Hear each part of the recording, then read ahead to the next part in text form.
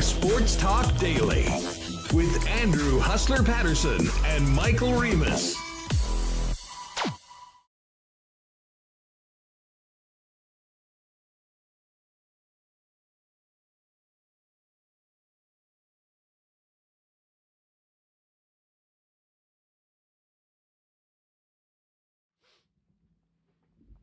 What is up, everybody? Happy Friday and happy game day to you all. Welcome to Winnipeg Sports Talk Daily. Game 2 tonight as the Jets look to even the round 2 series with the Dallas Stars at 8:52 p.m. Puck drop down at Canada Life Center. And we are going to be all over it today. We will check in on the Dallas Stars, who look to run out the same lineup tonight. Bruce Pritchard's going to join us coming up first up after we hear from Coach Scott Arniel. And then we'll check in on what's up with the Jets. Get Jeff Hamilton's thoughts on this series so far. Game number 1. And it looks like, I know everyone's a game time decision, but it looks like Josh Morrissey is going to be back in the lineup tonight, which is a huge, huge bit of news for the Winnipeg Jets. First time they'll have the full complement of stars with Velarde and Ehlers, who missed games earlier on in the playoffs. Of course, Scheifele and Morrissey, who missed the end of last series. Looks like everybody is good to go, and that is great news for the Winnipeg Jets and their fans today. We'll talk about it with Jeff Hamilton, and we'll also dive into Game 1, what needs to change for the Jets in Game 2, and the goaltending battle with our pal Marty Biron, who is going to join us a little later on in the program as well. Record-breaking 50-50 for round number 1. A lucky Jet fan took home $1 million and $1,006,000 from the first round.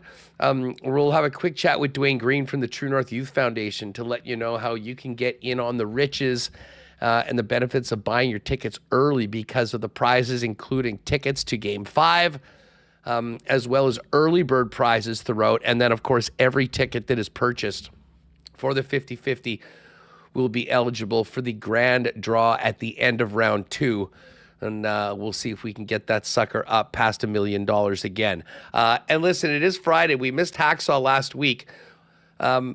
Hacksaw's going to jump on. I know he's been paying attention to the Jets, and we'll see what he thought about that crazy Manitoba miracle on Sunday. We'll also get the latest post-draft in the National Football League. And I know he wants to talk about Bill Belichick and his girlfriend and what's going on as well. It is going to be a great show today. Welcome to you all. I hope you got the whites ready. And for those of you that are heading down to the rink tonight, get ready to bring it. I do want to thank all the sponsors that make WST happen each and every day. Our partners at Coolbet Canada, Princess Auto, Rolly's Transfer and St. Vital Dental Center, Canadian Club, Manitoba Battery, Let's Do It Travel, Aikens Lake, F Apparel, Prairie Toyota Dealers, and Ben Moss, Royal Sports, Boston Pizza, Little Brown Jug, the Gold Eyes, who lost a heartbreaker in their opening game of the season yesterday, Assiniboia Downs, Breezy Bend. We'll get to a Why Not question of the day for Not Autocorp, but Waverly and McGillivray. And, of course, fan feedback for fansfirst.ca. Let's get it going. Welcome, everybody in chat. Michael Remis, come on down. How are you? Yeah, really excited to hear about Bill Belichick and his girlfriend, as I'm invisible. But first, let's get to the more important thing. Jets, Stars, Game 2 tonight, and Josh Morrissey's projected return. Are you in the cloak of invisibility today, or how is that? Give me a second. Yeah, give me a second. It's going to work.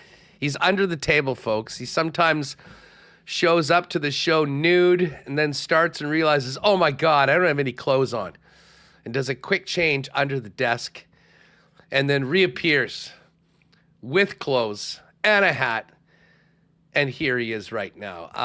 Listen, let's get to it. We'll have lots of time to joke around later on. Josh Morrissey returning to the lineup as expected tonight, Remis. That is absolutely huge for the Winnipeg Jets. And what is interesting about this is that it looks like Colin Miller is staying in. And, it was funny. I got a text from Ken earlier today saying, well, maybe I shouldn't have been so dismissive to the idea yesterday. It looks like that third pairing is going to be Fleury and Miller today. Yeah, as you look at the minutes for last game, Luke Shen only playing about 10, and this is, look at the style of game. This is a way different series than we saw against St. Louis. St. Louis was hard, physical hitting. As I mentioned yesterday, Dallas had less hits all game than St. Louis had in the first period of game one. So they're going for more skating, more puck movement. I think you've seen that with Hayden Fleury. He's really, had a come and go party in Game 7. He was awesome. But Colin Miller did enough to earn a spot to remain in the lineup.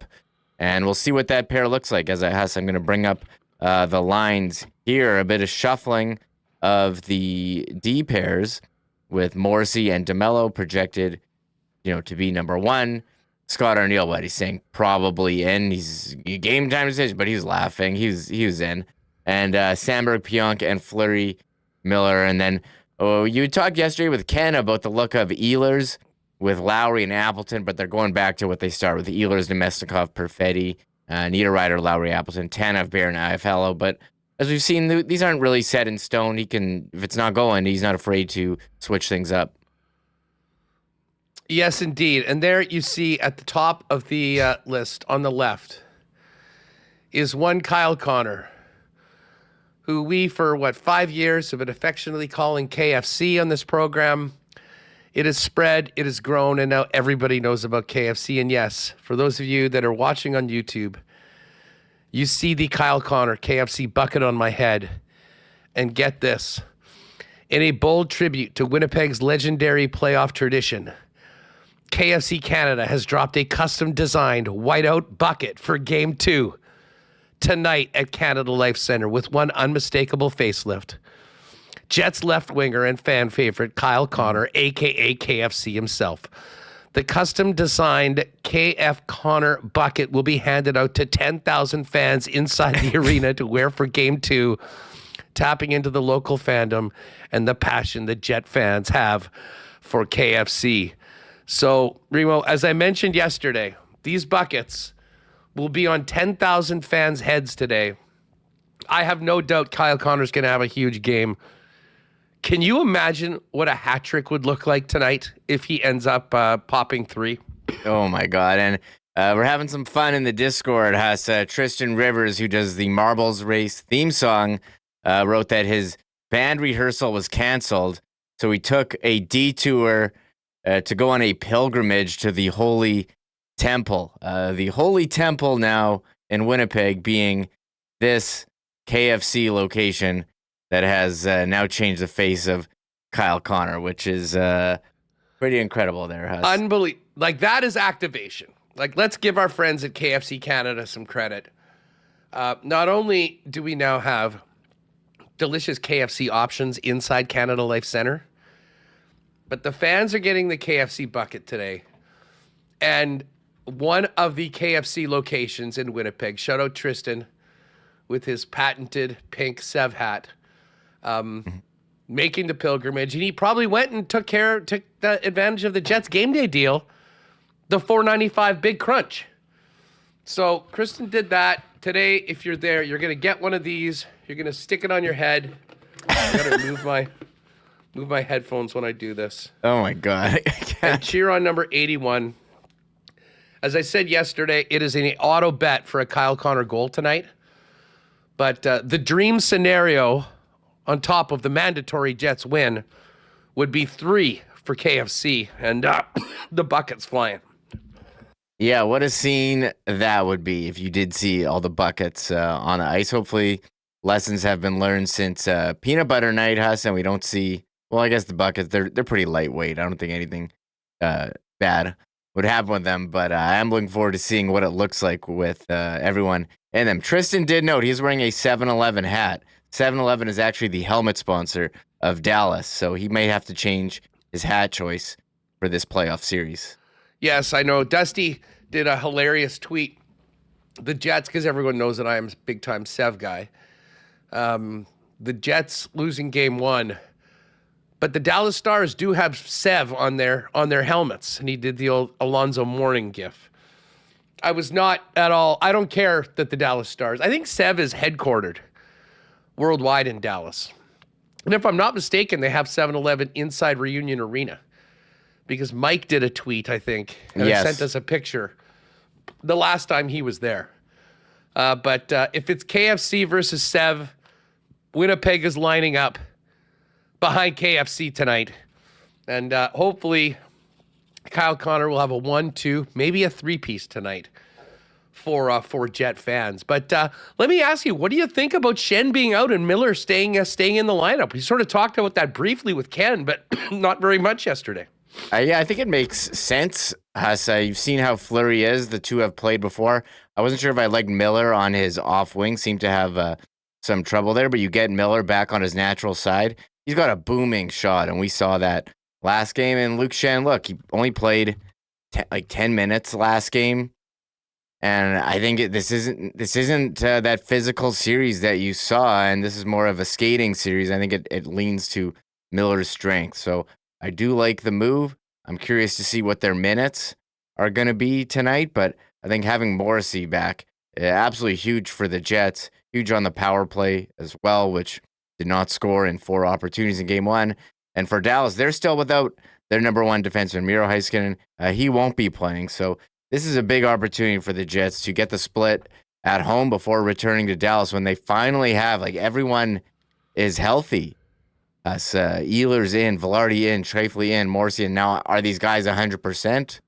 Well, everyone on the roster is a game time decision. So obviously, it sounds like no. But yeah, this is a good chance here where you had a chance to win game 1. They couldn't get it done. The power play was a huge issue. Getting Morrissey back will certainly help. I'm totally with you. I mean, not only do you add, the Jets' number 1 defenseman back to the mix, which helps in so many different ways. The power play has never truly been together as a fivesome, really, in the entire playoffs. No. Ehlers came back in 6. Scheifele was out in 6. Morrissey played 2 minutes of 7, was out, and you didn't have Scheifele. So to have Scheifele, Connor, Ehlers, Velarde, Morrissey ready to go, and it really helps the second unit as well because Cole Perfetti is there. Neil Pionk is there. So, listen, the Jets need a win. I don't for a minute think that Josh Morrissey's 100%, but if he can go and play and help his team win, you got to be out there at this time of the year, and that is what it is about. And, one thing I think, Remis, we heard from Scott Arniel afterwards. I think we'll see the intensity level of the Winnipeg Jets up. I think the building will be ready for it, and they'll be looking for a much better start than they had in game number 1 of this series, where Dallas really controlled the play, the shot totals, the attempts for the first 9-10 minutes, before the Jets kind of flipped that in the second half of the first period and actually ended up making up that big deficit in shots. But you would like to get out early. I mean, I think a lead, getting the crowd really into the game in the first period would be massive for Winnipeg if they want to get this one back to even before the series shifts to Dallas. Yeah, we haven't seen a ton of us, still, I think, getting back to 100% from the injuries from Nikolai Ehlers and Gabe Velarde. And I posted a clip of you and Ken talking about Ehlers. Ken foresees a breakthrough performance. His skating certainly there, getting the hands back. You saw the puck bouncing off, his stick in Game 7, getting there. So you'd like to see some secondary scoring. We saw it from Niederreiter, Scheifele, and Connor. Those guys are good to get on the board. But let's see, that line 2 with Ehlers get on the board. Velarde as well on the power play. You know how huge he is. Beside the net with the hands, with the big body, making moves towards the net, and they were close a couple times, couldn't quite get there. And this is the lineup has this is what they want, and they're again good spot here, and they are I don't know what were they favored in game 1 or was it close to a pick'em? I can't remember. Yeah, they were a really slight underdog, and then by game time it basically went to the pick'em. I think they were minus 108 and Dallas was minus 110 or something like that. And they opened up as kind of slight favorites, but it's now minus 135 for Winnipeg, plus 115. Obviously big to get Morrissey back while Heiskanen is still out. Listen, we're going to hear from Scott Arniel coming up in just a second. Got to shout out our pals over at Rolly's Transfer for their support of Winnipeg Sports Talk. If you have a move coming up, folks, get the white glove treatment from Rolly's, family owned and operated for over 60 years.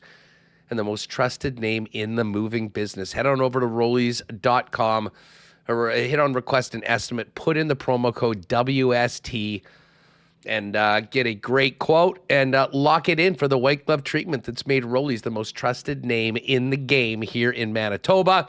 For all your moving needs, make it Rollies. Find out more today at Rollies.com.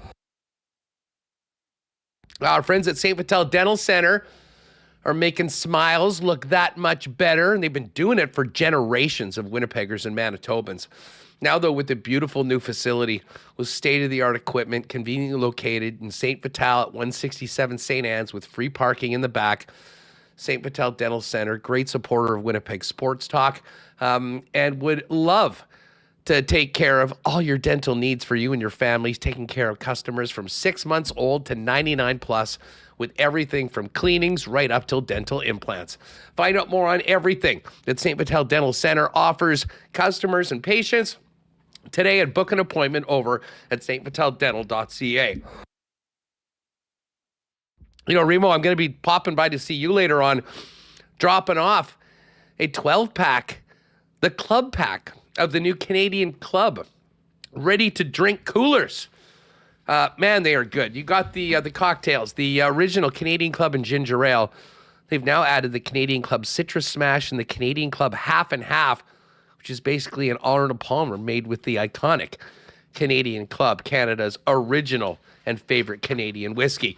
Check it out, on sale all month of May at your local Manitoba liquor marts, along with the iconic standard when it comes to Canadian whiskey, the original Canadian Club.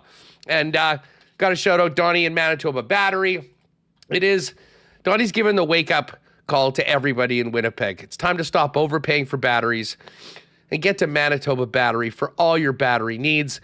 It's the only place to get a great price, shop local, and get great quality for the batteries you need, saving $50 a battery this spring by driving to past the big box stores on batteries and getting everything you need for your campers and boats. It's that simple. Better service, great quality, and saving a ton of money by shopping local at Manitoba Battery. 2 locations, Logan Avenue, Dovercourt Drive.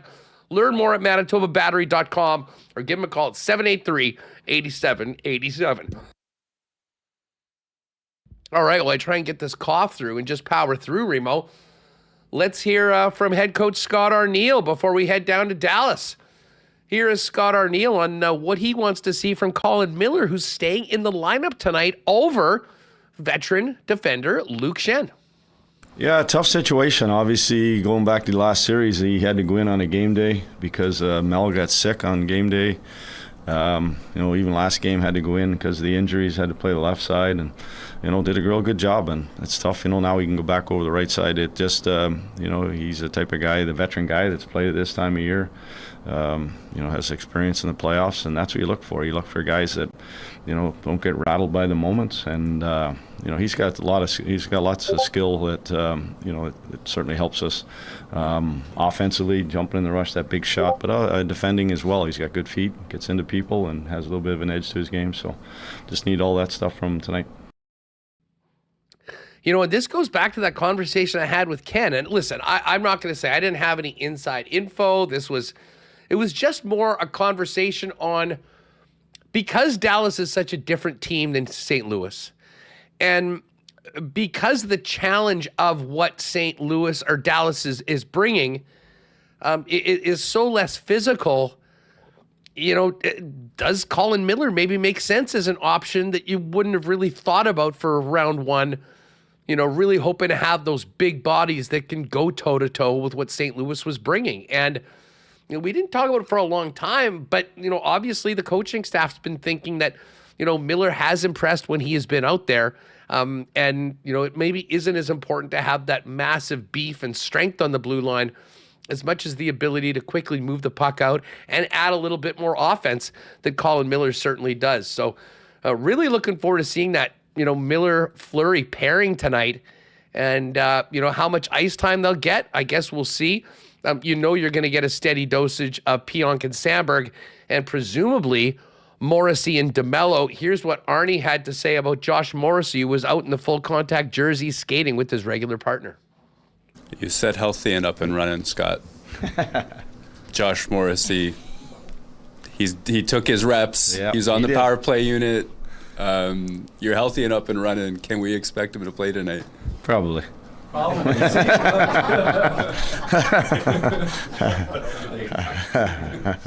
I didn't use game time, so probably.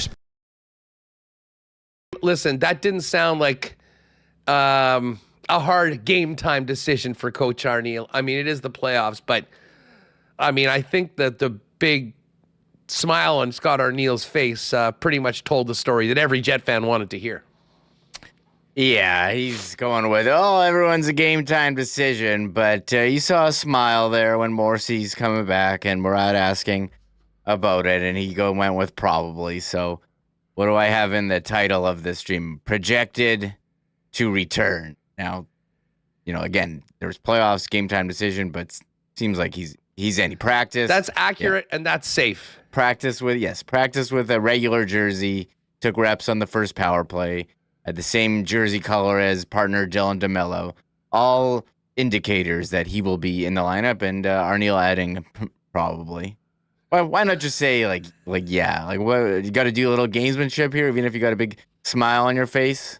Yeah, listen, we got all we needed to know. If you've got a 44 jersey, you can wear that sucker tonight and know that you'll be seeing the guy that's on the back of that jersey playing tonight for the Winnipeg Jets, and that is great news. So as Remis put it, projected to return.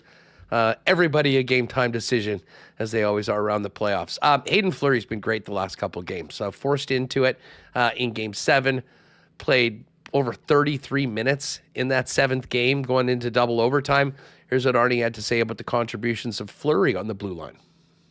Yeah, I mean, we had to use everybody last series because of the injuries and certainly circumstances in that series. But again, Hayden stepped in for us. Was fantastic again in Game 7.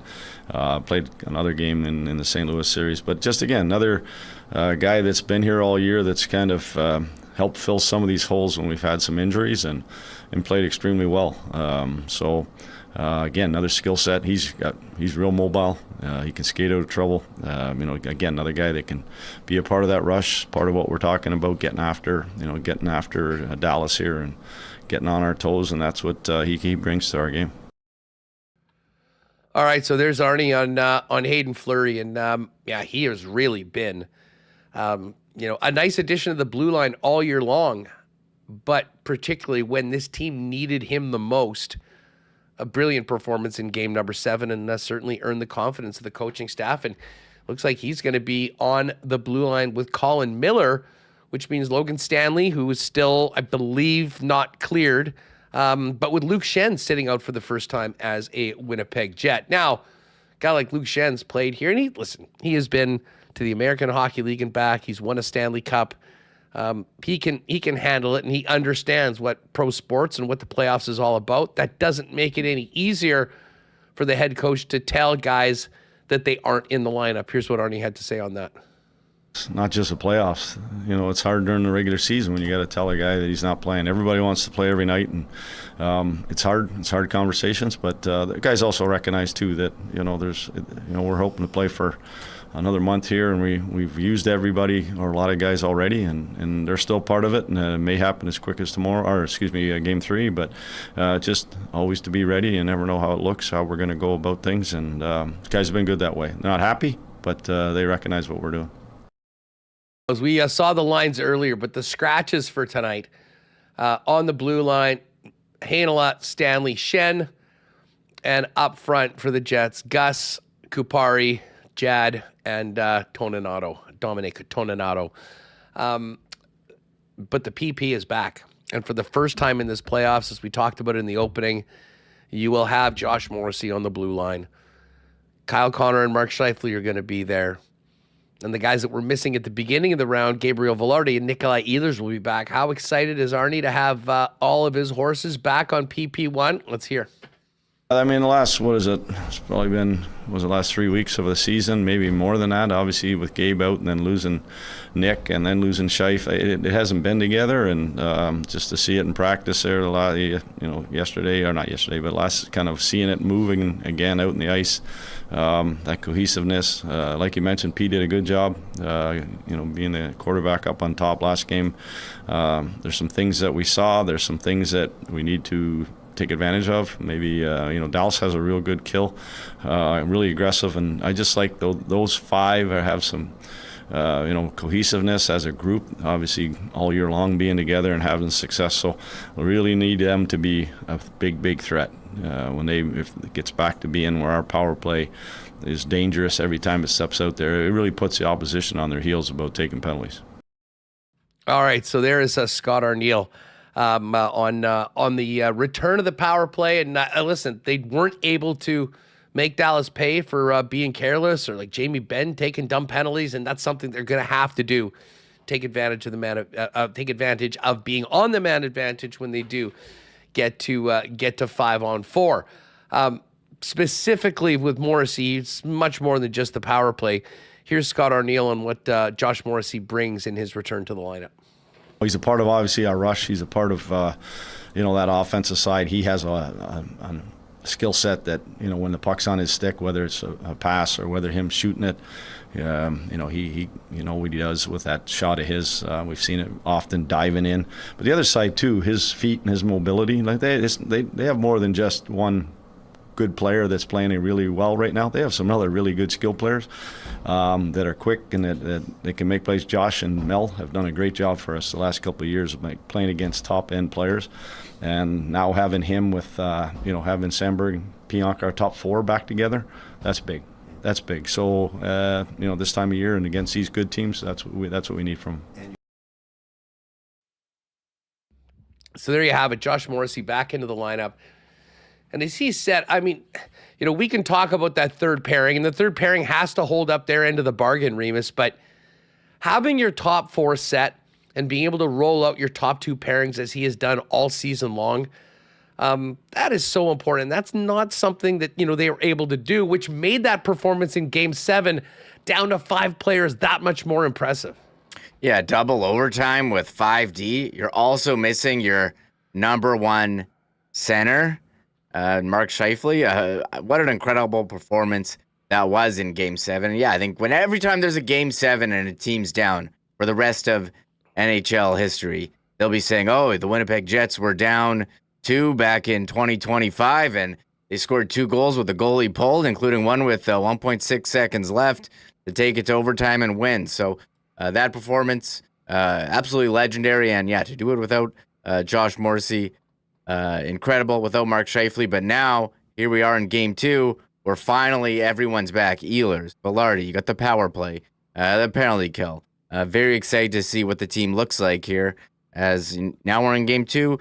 Ehlers getting healthier, Velarde getting healthier, more used to playoff hockey. Scheifele's back, and now Josh Morrissey. So I think you got to be excited, even if the Jets are down 1-0. No doubt about it. Listen, we mentioned Velarde, and I think Velarde's sort of came back as soon as he could. He seems to be more dangerous as he's come along. Here's a quick one from Coach Arniel on what he's seen from Gabe Velarde since his return. It just like him getting up to speed. It was like I said to him, he was on a bicycle jumping on a Indy track that's going 200 miles an hour, and so it really was him going into that. Was it Game 6 or like that? That was a big step, and so now he's up, and now he knows the pace. Now he knows what's coming. You see it more and more comfortable making plays, holding on to pucks, getting around that net. So.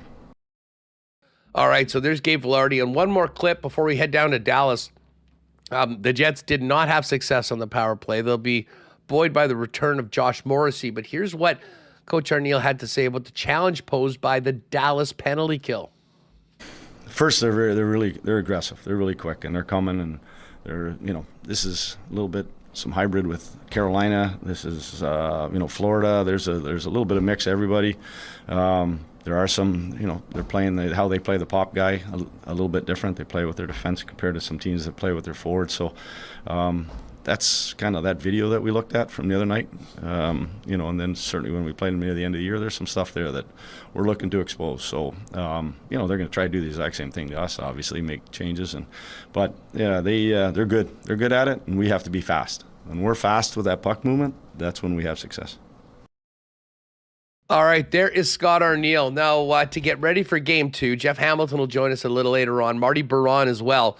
But right now, it's a pleasure to welcome in Bruce LeVine, Dallas Stars analyst for 96.7 The Ticket, who does the pre and post in the Lone Star State. Bruce, thanks so much for joining us, and welcome to Winnipeg Sports Talk. How are you?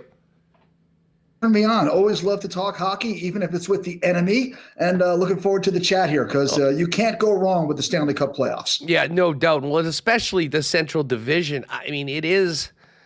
I'll tell you what. For both fan bases, win or lose Game 1, considering the predicament that both teams were in the third periods of Game 7s, it is somewhat incredible that we are talking about Winnipeg and Dallas playing tonight here in the Peg. Well, to be honest with you, I was already making my charts for St. Louis with a minute to go in that game, with 2 minutes to go in that game. That was a comeback for the ages for Winnipeg. And, being at the American Airlines Center on Saturday and watching that building go from library quiet to 747 level decibels was one of the things I'll never forget. Both teams scratched, clawed, and earned their way to get here. And then you go, we're only a quarter of the way. There's still 3 more rounds to go. And this is a gauntlet to get to where you've got to go. And there's no tournament anywhere on the planet like this one. A gauntlet is absolutely the appropriate word for this. And often the first round, Scott Arniel talked about it afterwards. He said, you talk to teams that win the Stanley Cup, often they'll say the toughest challenge was the first round. Now, I'm not sure you can say the same thing in this crazy Central Division that had 5 playoff teams and a Minnesota team that, pushed Vegas for all they had. But that Dallas series really did turn on one player. And that same player was the difference maker in game number 1. You've been obviously covering Mikko since he became a Dallas Star. Tell us about, kind of getting comfortable with Dallas and how he has raised his level of play in the most crucial high leverage moments since he's become a Dallas Star. Well, you got to remember, when he came to Dallas, he was riding a roller coaster. I mean, he didn't want to get traded by Colorado, even talked to the management about, let's work this out, I want to stay. Gets blindsided and traded to Carolina. That's business. The mistake there was that Carolina didn't ask him if he was going to sign a deal. So you knew that Carolina was going to be short. Well, he knew that Carolina was going to be short term. So he goes from Colorado to Carolina, throw in the 4 Nations tournament, and then Carolina to Dallas. You're talking 4 different teams in the span of 45 days. And that's a lot to consume and a lot to deal with. And then the Stars had to figure out, where do we play this guy? We've got this elite talent. Where do we put him? And they've tried a lot of different things. The one thing that Pete DeBoer is sort of adamant, and Steve Spott, the assistant coach, is that Roope Hintz and Miro Heiskanen and Mikko Rantanen together are a pair. That between Hintz's speed and Rantanen's ability, that those two should be together. Turns out that the Stars, Rantanen was up and down, never really seemed to find his footage. And then all of a sudden in the playoffs, I call him the Finn to win line. They put Mikael Granlund up there with Roope and Mikko, and all of a sudden Mikko Rantanen takes off. Now, he's playing so well that if you remember the 2 goals he scored against Winnipeg in game 1, those were goals he played double shifting with the 4th line. The first goal he scored against Colorado in the 3rd period comeback, a goal against Colorado playing on the 4th line. So once he got his confidence up, the Stars feel like they can play him with anyone, anywhere, and he's taken over. But I will caution, one person cannot win a playoff series by himself. Mikko's pulling the wagon. Need a few more people to jump up there and start helping. Well, I was going to ask you about that in that it really did seem like Rantanen was the difference maker. But, when we kind of broke this down from a Winnipeg perspective after game number 1, you kind of look and say, the Jets did a pretty good job on the rest of the big guns. I mean, like Ben and Duchesne and Seguin and Jason Robertson, Wyatt Johnson, all pretty quiet in that game. But listen, when you got a guy like Mikko that can take a game over, just ask the Colorado Avalanche, sometimes it's good enough to win. That being said, that isn't the that isn't the path to victory, I think, for the Stars to go deep as we continue this playoff tourney. It's good enough to win a game, maybe two, but it's not good enough to win a series against a team that has as much depth and talent as Winnipeg. The Stars need some other guys to step up. I mean, remember, Mikko Rantanen is currently setting and continues to set an NHL record for scoring or assisting on the last 12 Dallas Stars goals. I mean, Mario Lemieux had the old record at 9. When you lap Mario Lemieux, you've done something. But you're 100% correct. The Stars need to get Matt Duchene 5-on-5. You need Wyatt Johnston 5-on-5. You need Marchment to do his work in front of the net. You need Bennon Sagan to apply the veteran leadership and score goals. So yes, Rantanen has been otherworldly, but the Stars to beat Winnipeg, and as good as you guys are defensively and with Connor Hellebuck in net, it's got to be more than a one-man show. Tell us about what Jason Robertson has gone through, what he's been dealing with, and what did you think of him in Game 1? I mean, how far away from peak Robertson are we seeing right now, or at least to this point? I mean, again, this is just one game. I think Jason Robertson's about 80% right now. You got to remember, he began the season. He played every game this season, even including the last game of the season where he got hurt. But he began the year recovering from lower body foot surgery. And you can see Jason Robertson, as he was trying to get back into the flow, he wasn't as fast, he wasn't as confident, he wasn't getting to the scoring areas. And that hurt Jason Robertson. Then, as December and January rolls around, Robertson's 100%.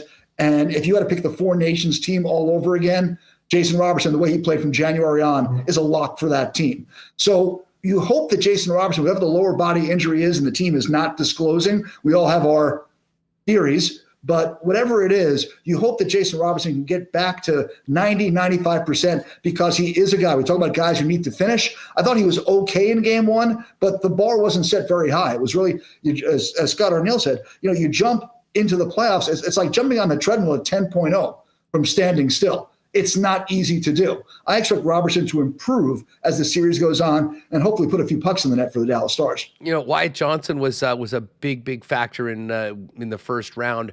But tell us about Ben Duchene and Seguin. Of course, Tyler's coming back from missing an extended period of time. Jamie Benn's a little older, but Duchene was a guy that, did so many good things. I mean, through 8 playoff games, how would you mark that line 2 right now that we'll see tonight for Dallas? This was the first time we saw them was Game 1. That was not a line at all against Colorado. If you look at the analytics, and I'm not an analytics guy, but the people who are my friends who are analytics go, look at this, look at all the shots they had, look at all the puck possession. They played a very solid game, just couldn't cash in. If the Stars can get that kind of puck possession and shots and retrievals and offensive zone time, that line's going to be very effective, whether they score or not.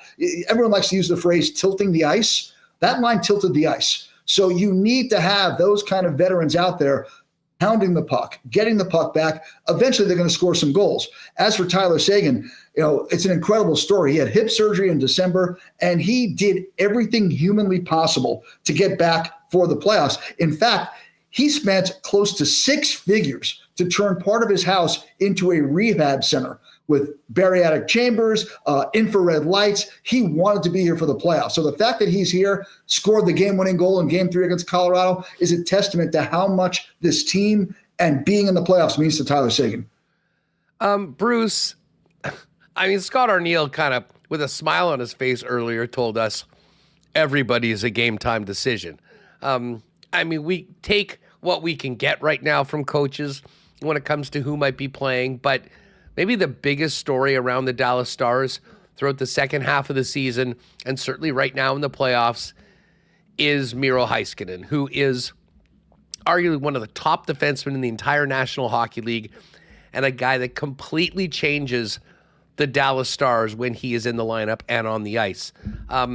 How optimistic are you that Heiskanen actually plays at some point in this round?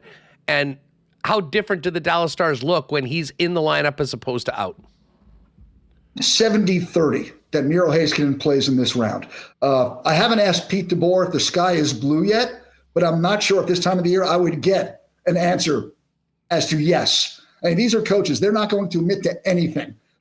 So good luck with that. Pete's actually been very forthcoming with Miro not playing. He's not playing any mind games about that. But Miro Heiskanen, again, I don't know. He had knee surgery. Everyone knows that. He's trying to beat the wheel of time to get back in quicker than probably what he should be doing, considering the knee surgery he had. But Miro Heiskanen is so good positionally and so good with his stick that even if he doesn't contribute on offense, he immediately becomes the Stars' third or fourth best defensive defenseman if he's out there. And that's playing at 80%. If you watch Miro Heiskanen, his positioning, his gaps, his stick work make Dallas better defensively. That's where they need Miro Heiskanen. Because I don't think this series we're going to see a lot of, like we saw in Vegas last night. We're going to see a lot of 5-4 games in the series. So you need your best defensive defenseman out there. I would not be surprised if we see Miro Heiskanen when the series shifts back to Dallas. Dallas won the first game. Let's face it, Winnipeg's going to be a madhouse, and the Jets are going to come out and try to blast everybody through the boards tonight. There's no point in trying to put Miro Heiskanen out there when you've achieved the home ice advantage split you wanted. You've already won 5 games with this defensive unit. I can see Dallas just putting it aside, and let's see what happens Sunday afternoon. It's funny you talk about the Jets coming out with physicality, and I think you're right. I think they will try and do that.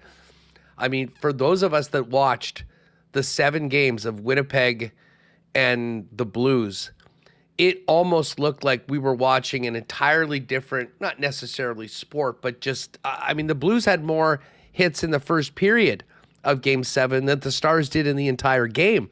And part of that led Arniel to say that, it didn't really feel like Game 1 of round 2 of the playoffs. And I think in some ways there was a bit of a hangover. I can tell you this city, the elation of the insanity of the comeback and the double overtime win kind of took over everything. And I think the players, being in that St. Louis mindset were, I don't want to say they were unprepared, but it took some adjustment. How did you feel like, how different is this matchup with Winnipeg and the style of play with Winnipeg than what you saw going the distance with a very, very high octane Avalanche team? Well, first of all, I don't think the Dallas Stars played their best game in Game 1 either. If you can, both Andrew, teams. They had near-death experiences. Can you explain to me the difference between a takeaway and a giveaway? I don't know. So much, it's like pass interference in football. I don't know. But I do know that the Dallas Stars either had the puck taken or gave it away 22 times in the first game. There were some plays in the defensive zone in the third period where you're just saying, just flip it out, and they couldn't do it. So neither team was particularly crisp in Game 1. All that being said, the Dallas Stars have to play their game, and their game is not crashing people through the boards. Their game is counterattack, skate, possess, skill. That can be effective in the postseason.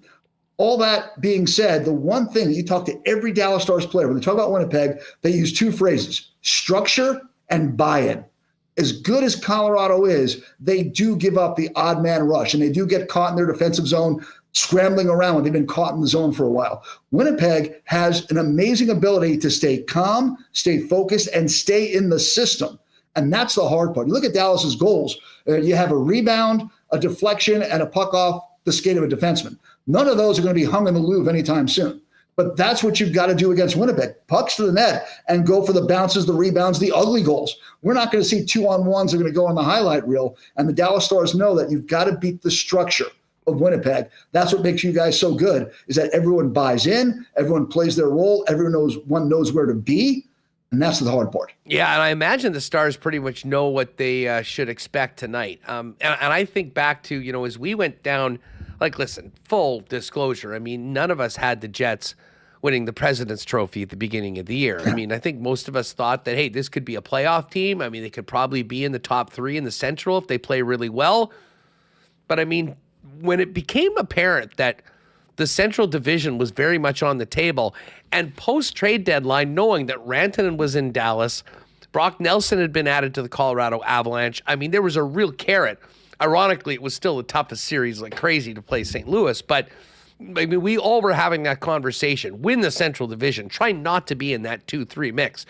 And there was 2 games head-to-head between these 2 teams that were really influential in that. March 14th here in Winnipeg, a 4-1 win for the Jets. And then maybe the most impressive one of them all down the stretch, 4-0 in Dallas on the 10th of April, which all but clinched the Central Division for it. That was sort of the blueprint for the Winnipeg Jets. But I'll ask you, for a team that had a lot to play there that didn't have the results against Winnipeg, how different and, how much more of a challenge are the Dallas Stars as presently constructed as they showed in those important games down the stretch against Winnipeg that didn't go their way? Well, you got to tip your hat to Winnipeg in both those games. They were the dominant team. They were a force. And if you look at what happened, Dallas scored more goals in the second period of game one than they scored in the 2 games in Winnipeg. Actually, you could take the 2 games in Winnipeg and the shutout in Dallas. Dallas never got to 3 all season long. But what Dallas looked at that game, look at those games, the team was sort of, at least the last game at the AAC, the team was sort of in a spiral, just trying to get to the postseason. They had a lot of injuries. They were on the verge. I think they were close to clinching home ice advantage. They wanted to do better, but then they started losing. They lost the game to Pittsburgh. They lost the game to Vancouver. And they just sort of ran out of gas at the end there. That's not an excuse. Winnipeg was the better team in those games. So when you look at Winnipeg's structure and the formula, it's right there. And you look at the game tape from those last 2 games, that's what you've got to do. That's what Dallas knows they have to do. And let's face it, playoffs are a little bit different. Rantanen's running at full steam. You got Granlund, who's playing at a higher level than he had after the trade deadline. You got Sagan back. Maybe Miro Heiskanen back. So Dallas, if they get Heiskanen back, are going to have the entire tool chest to work with, something they haven't had all season long, and that should help.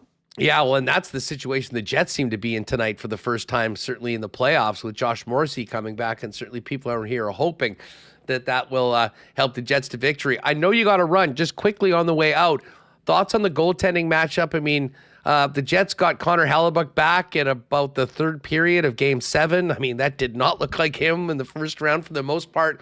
He was better, but man, did Jake Ottinger look up the task of going head-to-head with his teammate from the Four Nations in net.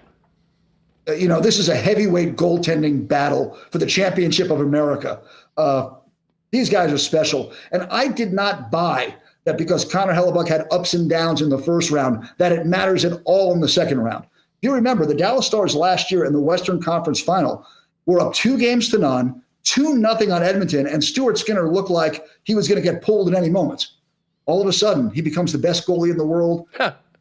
In 4, Dallas never leads the rest of the way. And that's Stuart Skinner. You get Connor Hellebuyck playing at his level, and I think he's playing at that level. That's an awful hard man to score on. Jake Ottinger, he doesn't have as many skins on the wall as Hellebuyck as far as experience and the Vezinas, but he wants to be that guy. Jake Ottinger, I talked to him a few months ago before the Four Nations. He wants to be the next Jim Craig. He wants to be the guy at the Olympics with a flag draped around him as the gold medal is being handed out. That's his dream. He wants that. So I love it. I have to give props to to the Winnipeg fans. I think U.S. backup is an incredible chirp. I absolutely love that. I don't know what the Dallas Stars fans are going to come up to match that. But basically, you have the 2 best goalies in America and maybe 2 of the top 4 on the planet going head-to-head. As long as there are no soft goals allowed, it's going to be one to watch. Bruce, really appreciate you jumping on. Should be a great one tonight, and I can't wait to see what happens when the series shifts to Big D coming up on the weekend. Enjoy tonight, and thanks for your time. Thank you. Enjoyed being on. Good stuff. There's Bruce LeVine from 96.7, The Ticket, home of the Dallas Stars, pre and post game. You want to check in on what's going on in Dallas, that is where to do it. All right, Jeff Hamilton coming up. We're also going to hear from Pete DeBoer in just a minute. Got to give a shout out to our pal Sean over at Let's Do It Travel. Was having a little chat with him about some travel options. And man, to have the expertise of someone in that industry, be able to guide you in the right way, it can, the bottom line, especially for really the most important trips, that precious week you're getting to go to an all-inclusive with your family, or maybe that destination wedding that has to be 10 out of 10, 5 stars. Someone like Sean at Let's Do It Travel can help you make the right decisions, get to the best places, and stretch your travel dollar further. Give him a follow on Instagram at Let's Do It Travel WPG. You can see some of the cool stuff that he's been involved in and put out. Every now and then, he'll throw out great deals that come on. We saw just an unbelievable offer for a 5-star all-inclusive on their Instagram story earlier this week.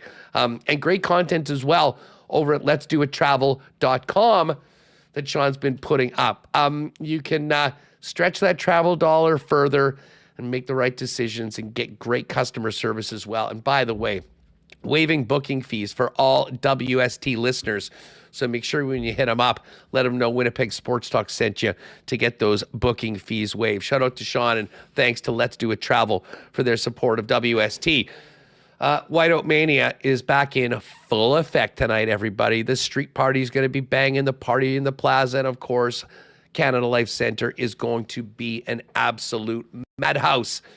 If you haven't already picked up your Whiteout Mania sign, you can grab that at your local Princess Auto and keep on entering to win Princess Auto gift cards and playoff tickets by entering your Whiteout Best at winnipegjets.com/whiteoutmania. Of course, Princess Auto, founded and headquartered in Winnipeg, synonymous with our city, proud sponsors of the Jets, the Bombers, who are back at it at Princess Auto Stadium this weekend for training camp, and of course, your friends at Winnipeg Sports Talk. Shop online 24/7, 365 over at princessauto.com.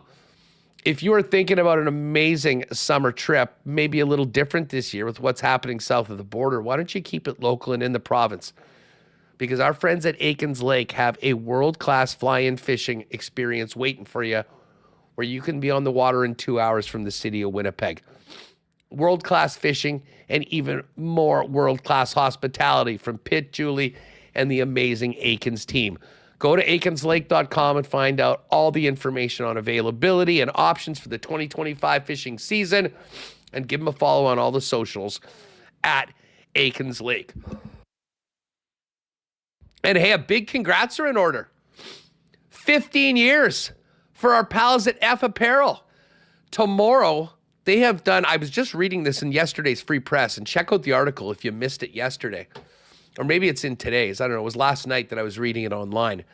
But a big congratulations to Alex and Andrew and the entire F team. 15 years in the biz. And they have become the go-to spot for suits and custom men's clothing in Winnipeg. You can see there it is. 15 years of crafting custom suits. Great, great piece. And tomorrow, they've put a ton of money into completely revamping their spot downtown at 190 Smith Street. Everyone invited, 10 to 6 tomorrow. If you want to see a whole bunch of the best of F Apparel, options for custom suits, custom shirts, and of course, lots of weddings going on right now. I mean, is the go-to spot for weddings and has been for over a decade. Great discount when you get your suits for the big day at F Apparel. They've also got that grad promo going on right now with a free shirt and tie with the purchase of any suit for a 2025 grad. But 15 years and counting. Congratulations to our friends at F Apparel. Appreciate their support. Tomorrow, 10 to 6, the big day. Pop down and see him as well. All right, Jeff Hamilton's going to join us coming up in a few minutes. Let's hear from Pete DeBoer, though. Stars head coach spoke after the skate. Here's what he expects to see tonight. Well, I think that's the great part about a playoff series. You know, it's everyone's looking at their own adjustments. You know, what they want to do differently, what they thought worked, what they got to get better at. You know, that's what we're doing. I'm sure Arnie's doing the same thing. So, you know, I expect them to be better in the areas that maybe we expose them at, and, you know, we're trying to do the same thing on our end. There's Pete with what he expects tonight.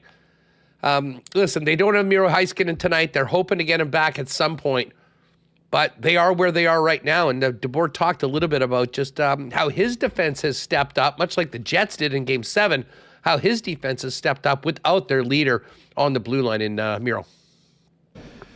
You know,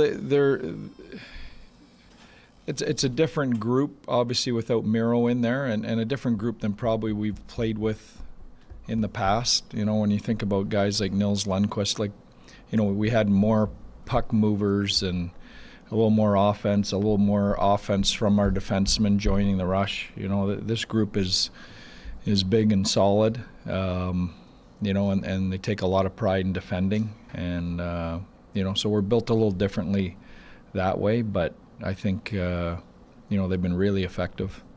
Analytically, you guys give up more shots or more shot attempts. Does that change how things go? I mean, I think early in the year when Mira was here, it was like 26 shots a game. In the last part, it was like 32 or whatever. Does that surprise you? Yes. Really? No, I'm joking. It's just. It's I mean, you're taking one of the best yeah. defensemen in the world out of your lineup. You know, and when I say best defenseman in the world, he might be in the top 5 defensively. You know, so not gap.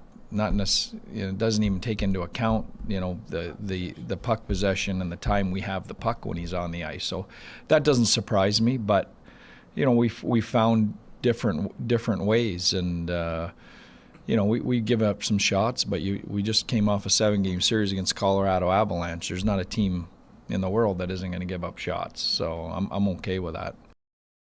Yeah, high praise for their defensive leader, Miro Heiskanen.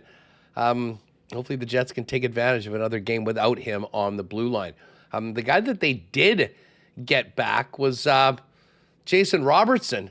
Here's a little bit more on the return of him and where he's fitting into the lineup. You want to give it time to work, and it's always also the situational. I mean, Jason Robertson hasn't played yet in the playoffs till last game. Yeah, this is just, by the way, from Jason Robertson being paired up with Wyatt Johnson on that seemingly second, third line, middle six underneath Rupi Hintz and Mikko Rantanen's line. You want to give it time to work, and it's always also the situational. I mean, Jason Robertson hasn't played yet in the playoffs till last game, so you want to give him a few games to at least get up to speed before you start making judgments on his play or the line's play that he's playing on, because that's just real. He's jumping into the deep end of the pool here, and he hasn't really even been skating until the last week. And having said that, I thought he did a great job. He came in and while he didn't play his usual game where he's dangerous offensively, he came in and did what we asked him to do, which was not disrupt our group. And he did a lot of little things. He finished checks, he won board battles, he was heavy, he was hard, he was good defensively. So, real credit to his buy-in to what's going on with our group to come in that situation and not try and impose his game on what we're doing. He just fit into what we're doing. And I want to say that because that's not easy to do when you're judged on points and scoring. So, credit to him for that. But we're going to give it some time, I like the idea of our lines right now, and I think they're going to work. So I want to give them a little bit of runway. All right, Pete DeBoer. Now, the one thing that, listen, they have to deal with the Adam Lowry line, and they did a point of getting Mikko Rantanen extra shifts with the fourth line. He did some damage there. Here's DeBoer just on the challenges of going up against Adam Lowry in his line. I'm a big Adam Lowry fan. I think he's one of the top, probably 3 defensive centers in the league. And he's got that combination of size and length, hockey IQ, and some edge to his game, that I think everyone's looking for in that type of role. So, I'm a big fan, and I think, he does an exceptional job. I know even back to the Four Nations, like his name was in conversations, when we were talking about that role. So, he's a highly thought of guy around the league. All right, so there's Pete DeBoer. Some high praise for Adam Lowry. Talk about that and more coming up with Jeff Hamilton. Hey, you know what? I'm going to do a quick audible here and get to some fan feedback brought to you by Fans First, your number one spot for buying and selling Winnipeg tickets on the resale market with no fees. What you see on the site is what you pay. I was actually just looking. Looks like the get in the door price right now at Fans First is about $225. So I'd keep your eyes on that. I do know a couple friends that waited it out and got a couple pretty nice deals and got in late for the game on Wednesday night. But I see Bardo saying, we got people in the chat right now from Abu Dhabi, Kuwait, Australia, Singapore, England, and probably others. If you are a Jet fan, a Winnipeg expat, let us know in the chat where you're cheering from. And it is great to have you all here right now.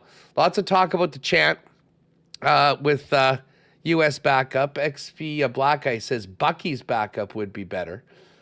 I also see, good guess there, WST. Love hearing the insights of the enemy. And a couple other ones. And that did Bonus suggest that Hainela reminded him of Heiskanen? I mean, I think there's that. Listen, that would be nice. I can tell you if he was reminding him that much of Heiskanen, he'd probably be playing right now.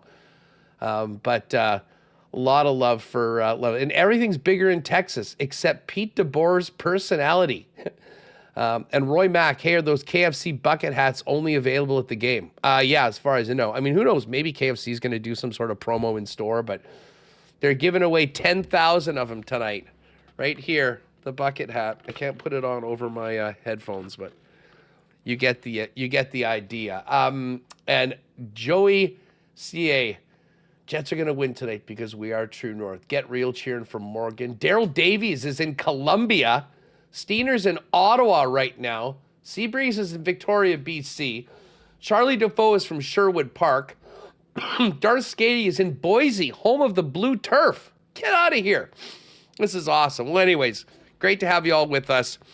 Again, fan feedback by Fans First, brought to you by Fans First, by fans, for fans, no fees. Check out the site today and throughout the playoffs, fansfirst.ca. All right, it is hammer time. We're going to bring in Jeff Hamilton. This segment brought to you by your Prairie Toyota dealers who want to remind you to get in and go with the Toyota Tundra. Quality that means it has the strength to take on any challenge, off-road or hauling a heavy load. And the Tundra's backed by the peace of mind knowing it's a Toyota. Take the road less traveled in comfort, room for teammates, friends, and gear. And check out how good this truck looks anywhere it goes. The Tundra is turning heads. From $154 weekly for 60 months at 5.19% APR with $66.99 down. Hybrid is available. Visit shoptoyota.ca. All right, we talked Bombers quickly yesterday with Hammer, but let's get to the main event tonight. That is the Jets and Stars. He joins us now from the Winnipeg Free Press. Hammer, what's going on? How are you? TGIF, my friend. Thank goodness it's Friday, and what a Friday it is. So I'm not usually on Friday, so I'm tired by the end of the week. But with this big game tonight, and me just getting the right amount of sleep and water each day, I feel pretty good. I'm getting through it. I've been very sick the last couple of days, and I think this entire city. Well, I mean, the 3 days coming out of Sunday, which is a day I will never forget. And I mean, okay, granted, I was out very late after the game. I'll own that. But even after getting home very late, I think I was still up for another 2 or 3 hours buzzing from what happened on Sunday night. Looking at all the content, checking out what Kenny and the IC guys were doing, what I missed when I was out. And it kind of felt like game one, there was a bit of a collective hangover for the fans, the players. And I mean, I'm going to include Dallas in that because they had their own near-death experience on Saturday that they survived. And I'm kind of thinking this is going to look a lot more like the playoffs, kind of like what Scott Arniel said after game number one. Yeah, I think you're right, Huss. I mean, we heard that in the aftermath of game one, particularly out of the Winnipeg Jets dressing room, and head coach Scott Arniel reminding his players that they're not playing the Blues anymore and that they, in fact, have some extra time to dish the puck and make plays. I mean, that obviously was speaking to the barrage of hits that the Blues put on Winnipeg in that first round. And as you mentioned, Dallas going through a similar situation as far as length in series and to pull it out of a hat. I mean, that felt like I felt like even though each team had a couple days to kind of regroup, you knew it was going to stick with them. And at the same time, I also thought, I thought the Jets played well. I mean, all things considered, they could have played better, obviously. But, I think it was a good feeling out process in the series. Now the Jets get to reset. Obviously you don't want to drop one at home, and that was the first time they had. So you do lose that home ice advantage, I suppose now, but you can work to get that back. Now that you've kind of, again, reset a little bit here, realize you're in another thick of a series and with a full arsenal now, right? Let's not pretend like the Jets didn't have, some moving pieces. Obviously, it was great to get Mark Scheifele back in the lineup, but, missing a handful of games, he's getting up to speed. And the same can still be said for guys like Gabriel Velarde, guys like Nikolai Ehlers. They're just getting better with more time, getting more conditioned to the high speed, game. We often talk about the playoffs taking an extra step. We all know that is true. So when you factor in guys returning from injuries, not only are you expecting them to get back up to typical game level, they need to also hit that extra gear and be playoff ready. So I think while it took 7 games to figure it out against the Blues, it might have worked in the Jets' favor as far as health wise and injury guys returning. So now that you have Josh Morrissey back in the lineup, that's definitely a boost of confidence. But again, he's going to have to kind of ramp it back up to that speed. But it looks like these two teams are getting pretty close to full health, Huss. And you know how talented these two groups are. I think this is, the first game of the series didn't work out in Winnipeg's favor. I got a feeling this one's going to be a long one too. I mean, absolutely huge boost for Winnipeg to get Josh Morrissey back tonight as expected. And for the first time, Jeff, in this entire postseason, they're going to have their first power play unit together in a game. And I think it's pretty clear based on what happened in the last game that taking advantage of your opportunities on the power play is going to absolutely be crucial. And certainly they're in the best situation to make that happen tonight with Josh back on the blue line. Yeah, I mean, he is your they all have their own roles, but he is kind of that quarterback, right? I mean, he covers that point.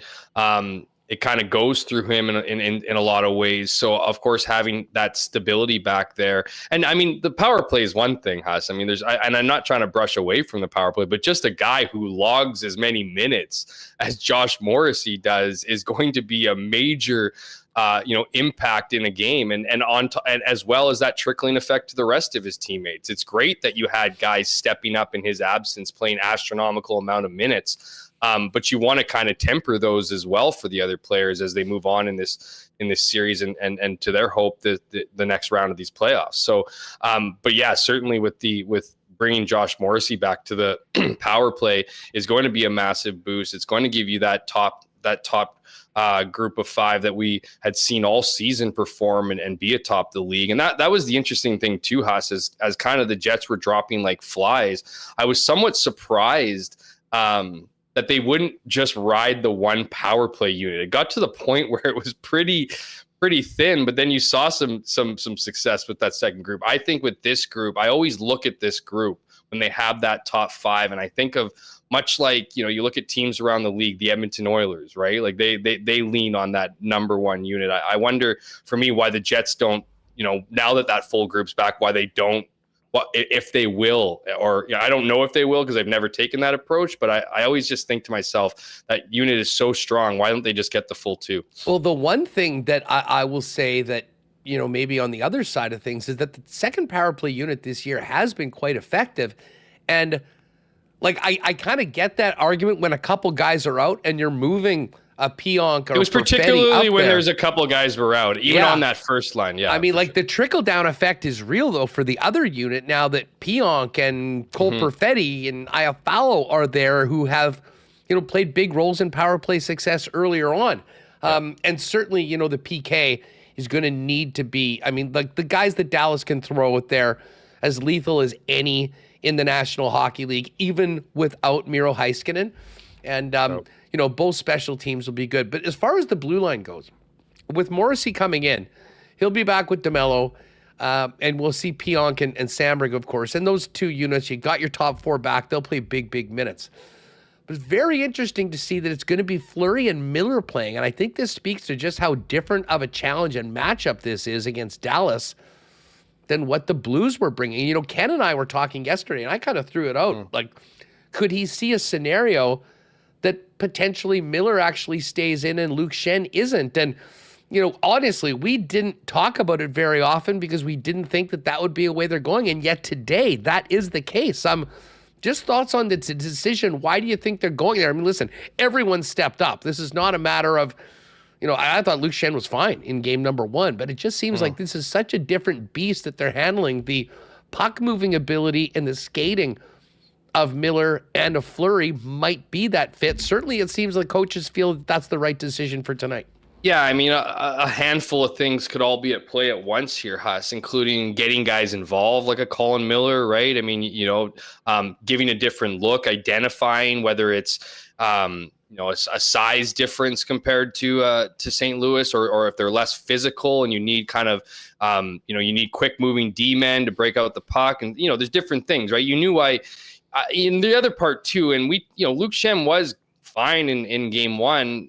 There were moments in series 1 though where he didn't look that great, and I feel like you almost felt like he got the benefit of the fact he was playing against his brother, and they weren't going to pull out a veteran guy that they brought in, right? So, the other thing was it was just such a bloodbath, and of course, but it's just all about hitting. Like Stanley and Luke Schenn are probably guys that you want to have in there, but this is such a different series. I mean, you can make that argument against St. Louis too, though. Big for sure. But like the biggest issue when you asked Josh Morrissey was to get back and get the puck and get it out quick. That's how you prevent the forecheck. Having a guy like Stanley and Schenn chugging back into their own zone. I think there's give and takes on those situations, just depending on, size and physicality. Yeah, no, definitely fair. But I will say, I think Colin Miller has showed very well when he's been in so far in the playoffs. And even in game number 1, he was playing on the offside. I kind of think that with the way that he played, knowing what they would like to do, and that's spend less time in their end and quickly and efficiently move it out and get it into the forward's hands, that moving Miller over to that side, keeping Fleury in the mix, is a third pairing that certainly deserves a look against a team like Dallas. That being said, I think those guys will be in the low, 11, 12 minutes. I mean, I think we're going to see real significant numbers. As long as Josh Morrissey can handle it, I mean, we don't know what he was dealing with, but assuming he's good to go, I mean, he, DeMello, and certainly Pionk and Sandberg, their ice time is all going to start with a 2, and it could be mid-20s by the time this game is done. Even that, you look at that third pairing to Huss, and you almost kind of factor in, what the Blues did to the Jets, trying to generate offense out of their defense. And we know Colin Miller has a blast. We know we can get the puck to the net, and Hayden Fleury is, same kind of deal. So maybe it is, maybe by having that third pairing, you're just trying to generate, despite maybe them limited. I'm sure they'll be sheltered to a certain degree in a minute compared to the other 2 pairings. But if you're looking to generate more, you're looking to generate shots, chaos, you probably have a better bet with those 2 than maybe Schenn and Stanley. That being said, I always felt like Stanley kind of found himself in those offensive zone, or those offensive plays. But I certainly look at these 2 and see a way more threat maybe from the blue line on the offensive side of things. Well, and listen, I mean, Stanley's one of the guys that I don't think is cleared. I mean, probably the lone guy that's not in the lineup. They're not even discussing him being in the lineup because he doesn't have the green light to play yet. But anyways, this is going to be neat. Now, we saw the swap of Nino and Ehlers in the last game, and Ehlers ended up playing some time with Adam Lowry on his line. But they're going back with Vlad and Cole Perfetti. I'm kind of feeling like Ehlers is ready to somewhat break out. I mean, we have seen some rust from him. Ironically, as it was pointed out yesterday, if that rust wasn't there, we might not be talking about a game right now because that whiff on this shot ended up coming back, turning into the most legendary play in Jets history. But where are you at on Ehlers? And I'll ask Velarde too. Those are the 2 guys that missed significant time of the series that sort of got rushed into big time, high stakes games. Have you seen them getting a little bit more comfortable, and how close are we to seeing a breakout between from Gabe and Nick at 5-on-5 or as part of a power play explosion? Yeah, I think I wouldn't say I have differing opinions about the 2 players. They're somewhat similar, but I feel like just Gabe Velarde missed so much time going to the game, and you could see it early on. You could see him trying to make routine plays that just weren't working. It was like a second off, or his stick was loose. He wasn't getting his pass. His passes weren't sharp. And so I think he's a major factor in this series. You know how good he is when he's at his best. You know how much of a threat he is around the net, particularly when it comes to the power play. He has the ability to really get that line going. And I'm not saying that he's, feeding the passes to Connor and Scheifele. He's more of the finisher in a lot of ways. And so when he's playing with that confidence, when you ask the question, when can we expect either of these guys to kind of pop off? That's a bit of the missing ingredient for me on the first line. A Gabe Vilardi kind of going off and having his game. Whereas with Nikolai Ehlers, you kind of have to have him do that, right? I mean, you're still getting strong play from Scheifele and Connor. I'm not saying you're not getting strong play from Nemestikov and Perfetti, but I just say Ehlers, when you look at the trio compared to Vilardi and his two line mates, he is expected to carry a bit more of that, certainly on the offensive side of things, and with his ability to transition and speed and whatnot. So I think the thing I really enjoy about Nikolai Ehlers is just his competitive edge. That's still there. You know what I mean? It's still there. So I think it's for him, again, just it's a lower body injury. It's in around like the ankle area, right? So like it's a tough spot for skating. I think he's there.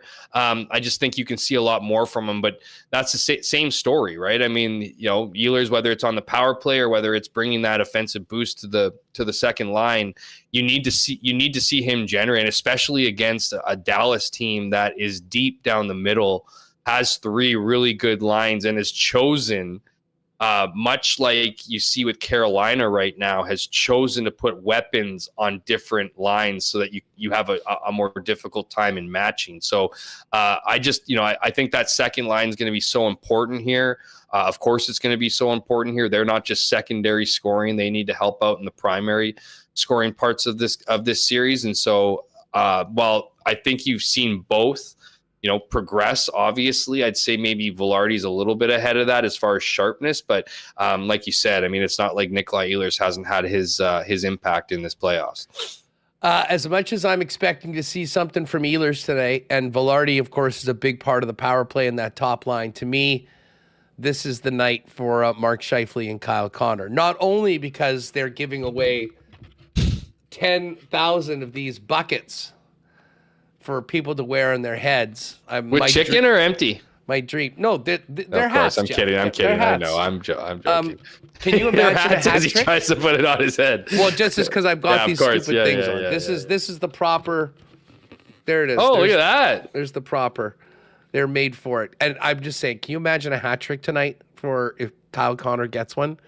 It would be credible. But tell you what, I did like what we saw from Mark Scheifele in that first game. And Ken keeps bringing it up. I don't know how it's possible that Kyle Connor has gone literally forever since scoring on the power play. Power play goal, I mean, it is just absolutely bizarre. But those two guys, to me, Mark Scheifele in particular, I mean, the offensive catalyst and leader, and you saw how it killed him to not be a part of that game. Listen, wasn't happy that they lost game number one, but, I think when putting together a little WST parlay later on, I'm looking directly at 81 and 55 to be the guys that lead the way for the Winnipeg Jets tonight, especially with Josh Morrissey back on the blue line. And to be clear, they have to be the ones that lead the way. Yeah. They're the two best players on the team. They're the guys that you expect to score goals. And I'm with you on that. I think there's a potential of a big night for that top line. I mean, it has to be, right? Like, this is a team that, and Dallas too, they're getting pieces back, but look at like Jason Robertson, even like Tyler Seguin, they're in the same kind of situation as Ehlers and Vilardi. So, you got to pounce on them before they get up to speed. So, I mean, it is, best against best. That top line, your top line needs to be your best line. Dallas has the exact same feeling. But it just seems like in Winnipeg, well, we have seen secondary scoring. We've seen other lines chip in. We know what happens when that top line is rolling and how it affects the rest of the team and how they play, right? So when that line's rolling and fine, even when they're just generating, right? even, in those moments where they're generating, they're playing better. They're playing against the other teams, either shut down or top line. That's going to have a big impact in the game and with the rest of their teammates. So I'm with you. I think especially with those buckets too, Huss. It was interesting too. I might sound like an idiot here saying this, but someone sent me this message. I keep getting these emails. Why do the Jets wear blue and the white out and like all this stuff and yada yada? And I started to think to myself, so did they used to wear white at home, obviously, right? So that's probably what it was the white out of that. But then I started thinking to myself how an advantage it is for Winnipeg to be in their blues. I imagine being in whites with the whole sea of white. I mean, I don't think the Jets need a reminder of who the crowd is cheering for, but I can see, like, if you're in the vision of the ice and you're a team with a bunch of white jerseys and you're looking around, I was starting to think like the whiteout, the blizzard style, about how that might play a role in like sight lines and seeing where your teammates are if you're wearing white versus wearing a colored jersey. And I don't know if there's anything to that, but I let you into my mind for a little bit there as I hijacked the interview. Hey, quickly, I have to give a quick shout out and a hello to one of the OG queens of the WST chat from our inception, international dodgeball star, and our good friend Taylor Ewell Miller. Taylor, what is up? It's good vibes. We have you in the chat today on this Friday going into game number 2 tonight for the Jets. That is a very, very good thing. Hammer, as far as tonight goes, I mean, I certainly do think that the Jets will be better. They'll be focused a little bit more and hopefully just have a little bit more finish and make the most of those opportunities. But I do think they're going to need to be ready for a Dallas team that brings a little bit more, because honestly, beyond Mikko Rantanen in game number 1, it was a pretty quiet night for a bunch of the stars on on Dallas. Like the star players on Dallas, I mean, not all of these stars, if you will. And this team cannot be in the situation, or they certainly want to avoid being in the situation that the Vegas Golden Knights are, hitting the road without a win to show for their first 2 on home ice. Yeah, and wasn't like 1 or 2 of those goals playing like double shifting with the fourth line? That's pretty savvy stuff by Dallas, exactly. right? So yeah, I mean, to me, like, you're right. I mean, that's obviously it. I mean, the Dallas, they haven't really woken up yet, besides one player who just happens to have back-to-back hat tricks, right? in an incredible fashion. Let's not make no mistake here, Huss. Like, this is a massive game for Winnipeg. Like, Winnipeg not many teams, including the President's Trophy winning Winnipeg Jets, are good enough to just go down 2 games in a series and lose that complete home ice advantage. It's not an easy place to play in Dallas. So they need to take advantage of this. They need to take advantage of those fans.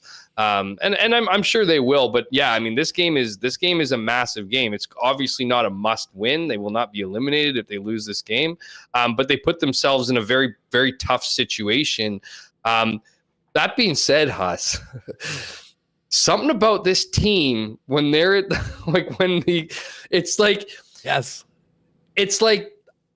can't explain it, but it's when they're at their worst circumstances that they play their best hockey. So even a loss tonight, if there's a silver lining in anything from a loss tonight, it's like the Jets don't really maximize their capabilities until they are backed up against a wall and forced to. And so it's never easy. That would be the silver lining. It's never easy. And as Adam Lowry said in that memorable interview with the TNT team, and of course Bones, no quit in this team. And listen, you could be down 3-0. It's still more likely to come back from a 3-0 series deficit than what we saw on Sunday. So I think everyone's going to be keeping the faith.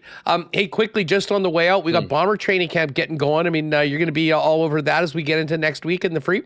Yeah, for the most part, it's starting on Sunday. So it's rookie camp right now. It's kind of obviously the big news at the beginning. But yeah, once camp starts on Sunday, we'll have full coverage over at the Winnipeg Free Press. Absolutely. It's a great time of year for Winnipeg sports fans, as the Jets have lived up to their end of the deal and have continued into Bombers training camp, and we'll see how far they can go. But the Bombers are gearing up to get back to that 6th straight Grey Cup. It's crazy even just saying that out loud, but certainly I think they're going to be in tough this year. But This is where you've obviously finalized your team. We're going to see some new players come in.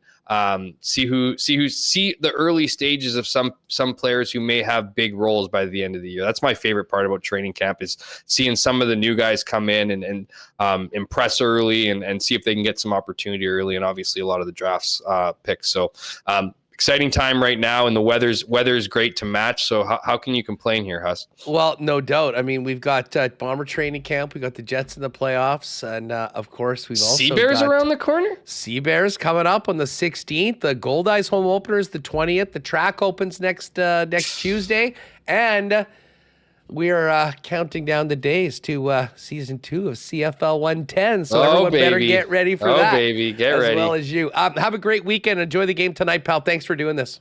Yeah, thanks a lot for having me on, my friend. Always a good time, and everyone enjoy the game tonight. Hopefully it's the result you want. No doubt about it. All right, there's Jeff Hamilton from the Winnipeg Free Press. I did see in chat that somebody just mentioned they just bumped into Connor Rabchak down at Royal Sports. I think there'll be a lot of people popping into Royal today, getting ready for the big game tonight. Of course, Royal restocked all those white hoodies, shirts, hats, and more. So if you need to complement your whites for the whiteout, Royal is the headquarters for the whiteout with the best selection in town. And while you're at it, check out the bikes, soccer, baseball, softball, tennis equipment, everything coming in with this gorgeous weather we've got as we transition into spring and into summer in not too long. Royal Sports, 750 Pembina Highway. And of course, follow them on Instagram for the latest merchandise drops and sale information at Royal Sports Winnipeg on Instagram. And hey, if you're not downtown tonight, the next best place to be is your local Boston Pizza.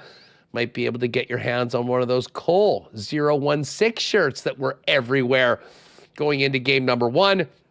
You will definitely be able to enjoy ice cold schooners and the new BP playoff menu, including the return of wing flights, the Scoville Showdown for you crazies that love it hot, the Canadian All-Star Poutine, and the new pizzas, the Triple Pep, which was amazing, and the Wingman Pizza, which did get an 8.8 from Connor when we tried them at BP a week ago or so. Boston Pizza, game time tonight, the place to be, and for all Winnipeg Jets and NHL playoff games. The weekend is here. Playoff hockey, game 2 tonight. Gorgeous weather outside.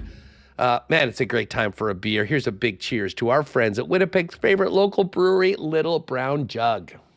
You train day in and day out, learning new techniques, approaching new concepts, and living out the thrill of achieving your goals.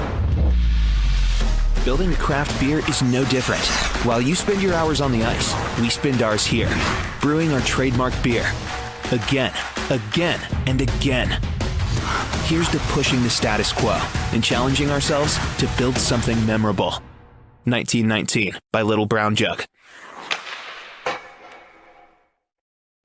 All right, marbles still to come. Hacksaw to check in on this record-breaking 50-50 for round number 2. But right now, let's welcome in our pal Marty Biron for his thoughts on Jet Stars. Marty, what's going on? Thanks so much for jumping on with us. It's been fun. It's been fun watching the first round, and the second round has been crazy too. So, I mean, I know that Jets fans would love to see their team up 1-0, but this is a tough team. Dallas is not St. Louis. It's not the same thing. So, they played all right.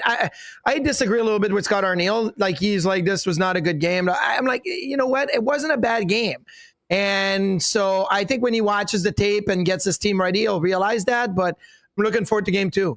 Yeah, I mean, listen, I think the margin between the two teams was relatively close. I mean, it was Mikko Rantanen, and Rantanen took over that game, made a couple of big-time plays that, were the difference maker. Couple bounce, like really, like the deflection, the second goal, like, he just gets a stick on, and then he's looking for a pass, it deflects, it goes in. Was Dallas the better team at the start? 100%. Like, they dominated the first 10 minutes, but I think after that, the Jets got back to their game a little bit. You go from a very emotional high, and then boom, it drops. Like, I'll tell you this, my first full experience of playoffs, when I was a starting goalie with the Flyers, we went to game 7 in the first round in Washington, overtime, we win. The next day we have to fly to Montreal, and then we go to Montreal for game 1. There was a letdown. It was definitely a letdown. Like we lost in OT, I believe, game 1 in Montreal. We were up late.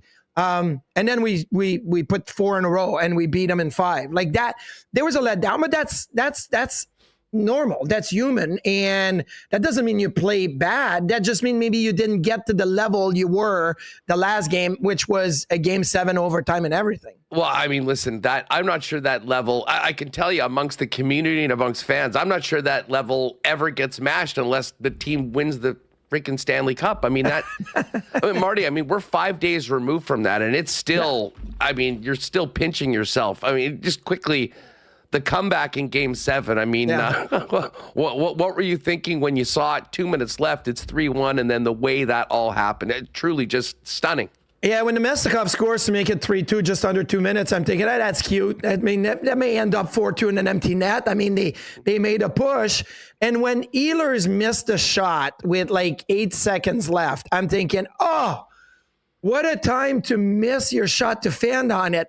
And when the puck went across, I really felt like there wasn't enough time. And when I was playing in goal, I would always try to keep like this internal clock to know what was going on. So if you knew there was 10 seconds left, your brain would go 9, 8, 7. You kind of know, like you have to have that. I feel like players have to have these internal clocks in them.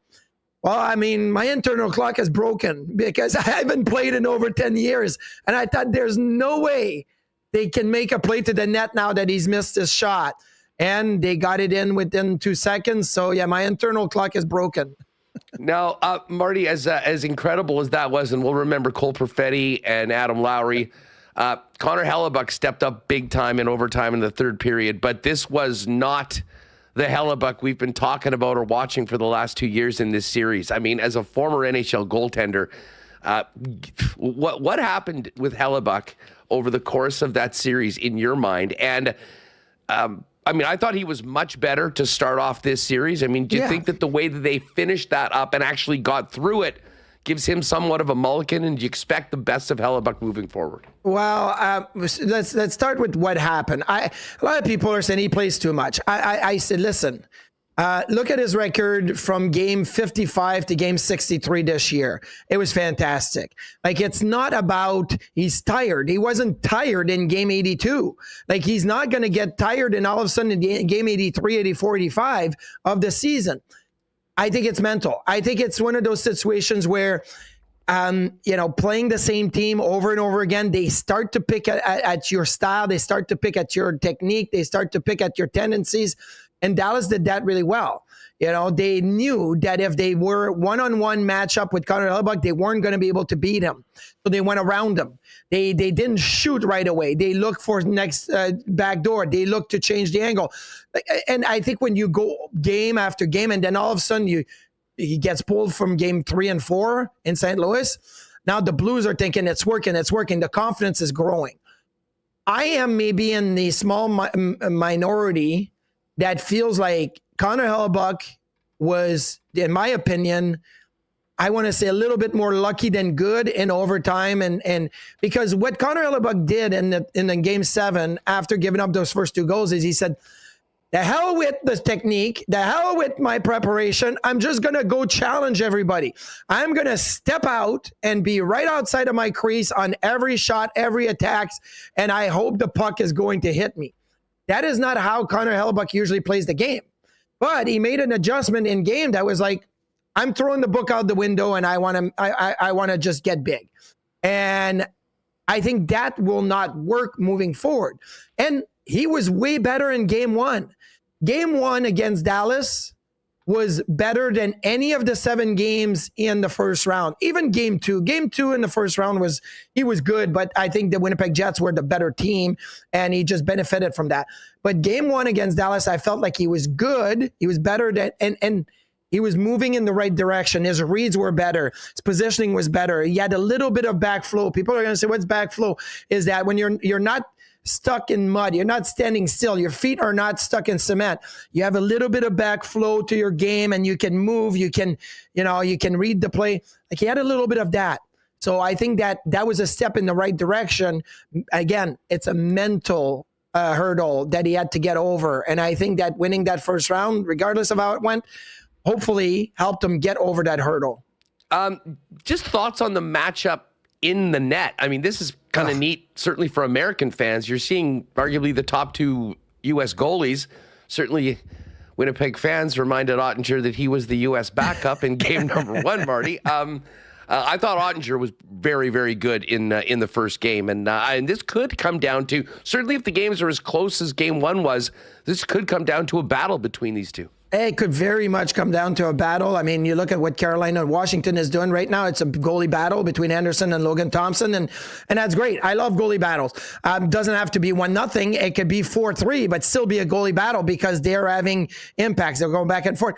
Now, Jake Ottinger is a very, very different goaltender than Connor Hellebuyck, and I hope that the Jets are doing their homework on Jake Ottinger, because the one thing that Jake Ottinger does that I think you can take advantage of is he shifts a lot. He slides a lot into shots.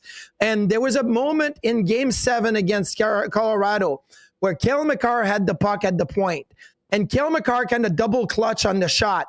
And by the time he shot the puck, Jake Ottinger, like a soccer goalie on the penalty kick, had slid himself outside the net. He was guessing where the puck was going to go. Jake Ottinger guesses a lot. He slides out of the net a lot. He guesses a lot.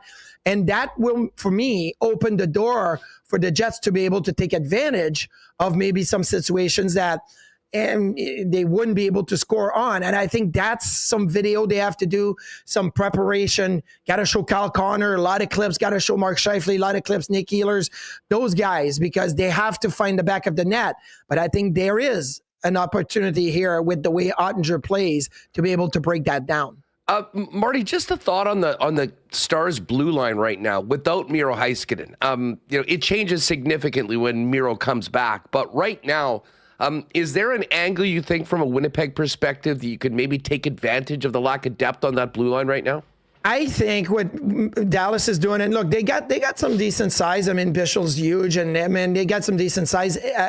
You have to use your speed to beat them, and anything inside the zone is going to be very hard to get to the middle, right? I think they box out really well. They clear the front of the net really well. That's one of the things that helps Ottinger when he's sliding, is that there's not a lot of rebounds opportunities right there for the other team to get.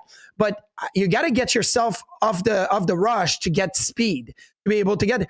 Dallas was one of the worst 5-on-5 team when Miro Heiskanen went down. And in the first round of the playoffs against Colorado, they gave up the third most goals 5-on-5 of all teams in the playoffs.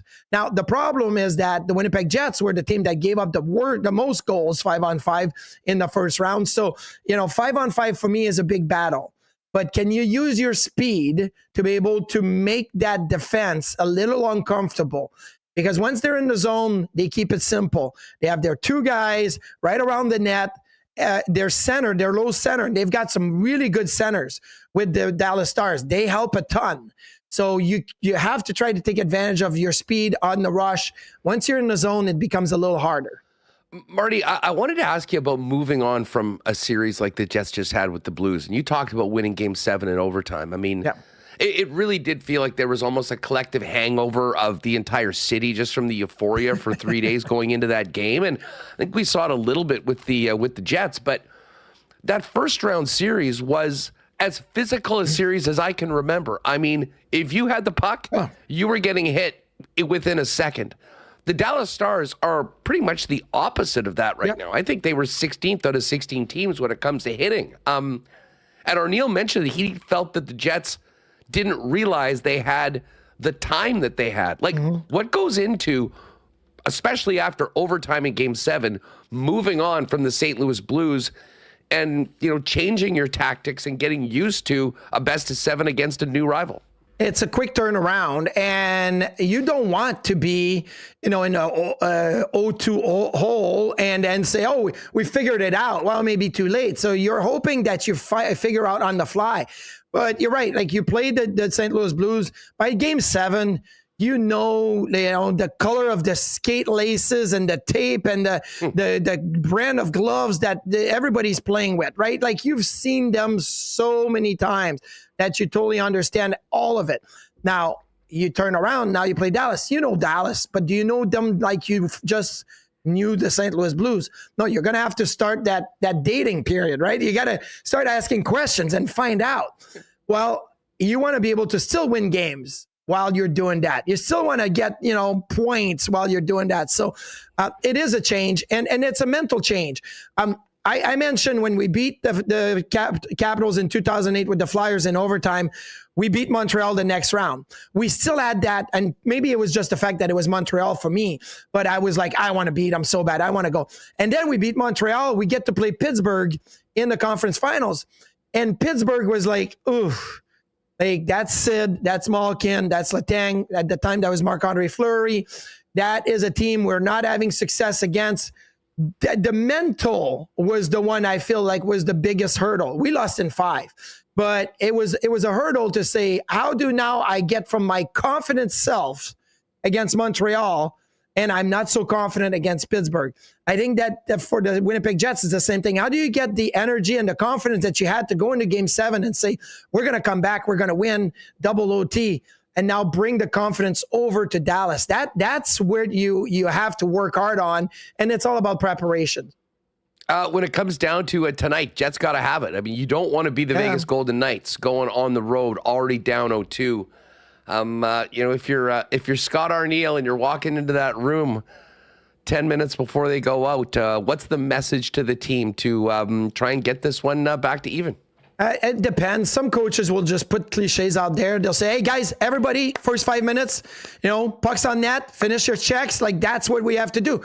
And you look at Game 1, maybe that is the key to, like, getting off to a good start. I mean, the shot attempts were, 10-0 for Dallas, 6-7 minutes in. Like, it was just Dallas had that mindset. We're just going to throw pucks to the net. We're going to get the Jets turn around and maybe the Jets have to... They were testing Hellebuck very early. They were testing Hellebuck very early. And then maybe that's the flip around. Now you got to say, we're going to play the same game. But I think if you're Scott Arniel, I know Arnie from he was my assistant coach in Buffalo for, a couple of years, and he was fantastic. I think it's going to be more about the details, about, okay, let me give you the tools that you need to be able to go out there and be good early. Not just let's feel it out. Let's feel it out with some shots. No, shots could be good, but meaningless shots from the side wall are not going to get anything done. How about we break it down? How about, the Scheifele line? You guys have to really make sure that you're defending when you're out there. And from that defending position, then you attack. Nemesnikov, you got to get the speed up. You got to get your speed. Look, we trusted you to fit in the first line when Scheifele was out. You did well. Bring that same speed, that same energy to your line right now. Like, I think there is some specific points that Scott Arniel has to bring up and maybe point the finger at a couple guys and challenge them. I'm not saying challenge them in a negative way, but just use them to just bring everybody together and raise their level. Marty, thanks so much for doing this. Hey, just quickly on the way out, I mean, there were 16 teams that didn't make it into the playoffs. Your Sabres were one of those. What's the offseason buzz around Buffalo as they look to end this drought and get here like 16 teams were? Well, the buzz was because there's so many coaching changes and GM changes. Like, it's rare we see 2 GMs, and there was some questioning of, will Kevin Adams remain as the general manager? And this week we kind of got our answer. Yes, Kevin will remain as general manager. He hired Eric Stahl as special assistant to the general manager, and those two won a cup together in 2006 with the Carolina Hurricanes. I think that So Kevin Adams started a process last year when they hired Lindy Ruff as the coach. Lindy is more than a coach. He's also a consultant of sort, right? He's been around a lot. And I think what Lindy Ruff did this year is evaluate everybody and kind of see where we need to go, and kind of, gives that to Kevin Adams, and they talk about it. Moving Dylan Cousins was maybe a first step, and knowing that Kevin Adams is going to continue to do that. The thing is, this summer, you got to sign J.J. Peterka, you got to sign Jack Quinn, you got to sign Bo Byram. You may want to give Alex Tuck an extension. There's a lot going on. So it's going to be a busy summer for the Buffalo Sabres and Kevin Adams, trying to get all the pieces together to be able to make a move next year. Marty, love you, buddy. Thanks so much for doing this. Have a great weekend and enjoy hopefully a big Jet win tonight on the tube. Go Jets. Let's go. All right. We still have A few things to get to. We have a marble race. Keep your eyes on the chat. Reem will open that up while we're talking to Hacksaw. But right now, top of the chat, we do have still a couple street party tickets to give away and watch party tickets. So if you want to get in on any of those draws, make sure to click that link right now. I got to shout out the Gold Eyes. We can't wait for the 20th, which will be home opening day here in Winnipeg. Fish lost an absolute heartbreaker last night in 10 innings down in Cleburne against a very good Cleburne team. Of course, Logan Watkins' former squad. 6-5 in extras last night. But, hey, the team went all the way to the finals last year, and they got swept against Cleburne in the first trip of the year. Still working through a bunch of new players on the squad, but we wish the Gold Eyes well. If you're thinking about doing a corporate event and the patio party this year, suites, tickets, flex packs, mini packs, big group, give our friends at the Gold Eyes a call, 982-BASE, and looking forward to catching up with the Fish when they get back home for the home opener on May 20th. We'll have Darren Dunn come and join us on Monday to set up the live racing season at Assiniboia Downs because the ponies are back on Tuesday and Wednesday next week. Nothing like going out to the Downs and putting a toonie down on your favorite horse in the race for some beautiful outdoor action at the track. A little bit of a different schedule this year, Tuesday and Wednesday throughout the summer. Some additional Monday dates, so check asdowns.com for the full schedule. But we are going a little later this year into October. So starting next week, Remo and I will go head-to-head with our daily picks, and we'll have Darren Dunn to set up the entire season coming up on Monday. Cannot wait for that. And hey, quick golf report out at the Truex before the Truist Championship, before next week's PGA. Kashmir Keith Mitchell has the lead. He was 61 yesterday, 3 under today. He's at 12 under. Shane Lowry, 11 under. Sepp Straka at 10. And then a group at 7, including, listen to these names, Justin Thomas, Rory McIlroy, Colin Morikawa, Ashke Bhatia, Siwoo Kim, and Patrick Cantlay. Of course, our golf reports all season long are brought to you by Breezy Bend.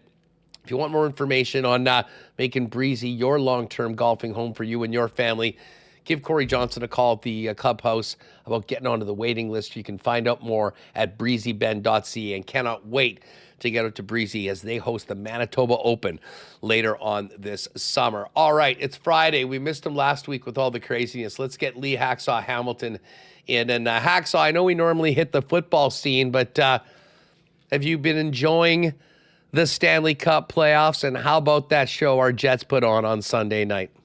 How about the entire Jets season coupled with the drama of postseason? Hustler, glad to see that your heart arrhythmia has gone away. My heart has been in my throat watching virtually all these playoff games. I mean, it's just been so spectacular. And the mood swings in Winnipeg versus St. Louis, just absolutely amazing. And of course, talk show host, you have to always ask the pointed question. Staying with his goaltender? Going to pull his goaltender? What's happened to your goaltender? So what kind of Hellebuyck has been able to do, bouncing back, just amazing. And great series. But the playoffs have just been electric. Just off the top of my head, the Jets Blues, the mood swings are unbelievable. The Leafs, I don't quite understand when you have all this firepower in Toronto, why you're involved in all these one-goal overtime games. There's something missing in Toronto from a chemistry standpoint. Edmonton equals explosive. My goodness, what we've seen the Oilers do in all these come-from-behind games. St. Louis is scary. They got like 12 guys that have scored double-digit goals this season, and then you get Binnington if he's on a good night. Wow. And by the way, goaltenders have really been under siege. You play Florida, it's like being in a rock fight.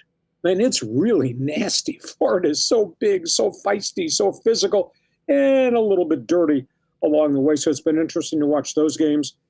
I always wonder what Dallas would be like if they had everybody healthy at once, because that front line, obviously with the addition of Rantanen, but and that front line, if they're all on the ice at the same time, they're going to score a lot of goals. And in just the big picture, I wouldn't want to be a goaltender. That's going to be the worst job on the planet right now. Traffic, deep shots, hits, interference, can't see the puck. It's unbelievable what these goalies are dealing with. Postseason, it is just spectacular. And then the intangible thing, you and I talked about this off the air, Hustler, TV networks down here, we're seeing a ton of playoff games on all these different channels. So we're going from one game to the next, and they score the goals, and we see what's out there in Winnipeg with all the fans out there. What do you call it? True North Plaza and the Maple Leaf Square, and what's going on in Montreal, and obviously what's happening in Edmonton. That is selling the sport and marketing the sport for excitement to a younger demographic. So it's just cool. Playoffs. Man, that's where it's at. Yeah, we got game 2, Dallas and Winnipeg tonight. I mean, the two top American goaltenders going head-to-head, Hellebuck and Ottinger.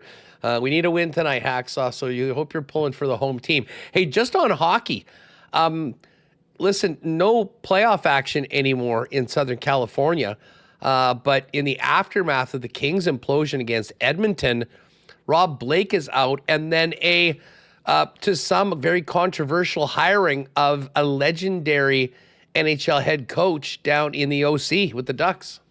Well, I know 101% of your followers are hockey fans, so I will invite them to go to my website, leehacksawhamilton.com. I wrote a lengthy one man's opinion column today on what the Ducks just did. The hiring of Joe Quenneville, legendary Blackhawks, Blues, Florida Panthers head coach, and of course trailed by all the controversy. I wrote a column supporting Coach Q. I think he's a leader. Did he make a mistake in Chicago? Hell, yes, he did. But I think the bigger mortal sin was made by the general manager for what appears to be a cover-up in the whole Kyle Beach sexual assault case. Quenneville might have been a guilty party by association, but he was in the middle of the playoffs. His press conference yesterday, I don't know if you've seen any of the clips. I did see it. Very, very moving, very honest, a lot of integrity. So you take that guy, great leader, great teacher, put him with a really good young roster. Hasn't gotten to the playoffs yet, but they're knocking at the door. I think it's a win-win for both sides. It's a win for the Ducks kids because they're going to get a leader with 3 Stanley Cup wins. And it's a win for Quenneville, who paid a terrible price for a mistake he made. It was not a fatal mistake. I don't think it was an intended mistake, but obviously he had to pay a penalty for his inaction in the whole Kyle Beach situation. But he seems like a really different person now, and I've interviewed him before. So I'm positive there. The LA Kings thing, there is such a gray area about this story. I've got just a couple quick spins and opinions on this. Didn't win. I think Rob Blake has done a hell of a job roster construction, but didn't win. 5 first-round eliminations, so you have to be held accountable there. Of course, Edmonton's in the way of all that. Look what the Oilers are doing to everybody they're playing. I also got the sense, though, and we're never going to find out, the Kings owners are absentee owners, but they're all about the bank. They're all about sellouts and all that. Did they force this situation because of the constant first-round failures? Because when you get into the playoffs, every round you go, that's more money coming through the front door. So was that a trigger by the Anschutz group, or was it done by Luc Robitaille, the president of the team? And I find that hard to believe because Lucky and Blake played together and they're friends. Or did we wake up one morning and Ron Blake decide he didn't want to do this anymore? And there might be some real truth to that. He's very retrospective. He's very reclusive. He does not like media attention. And, to be a GM, that comes with the equation, especially when you're the number 2 market in the country.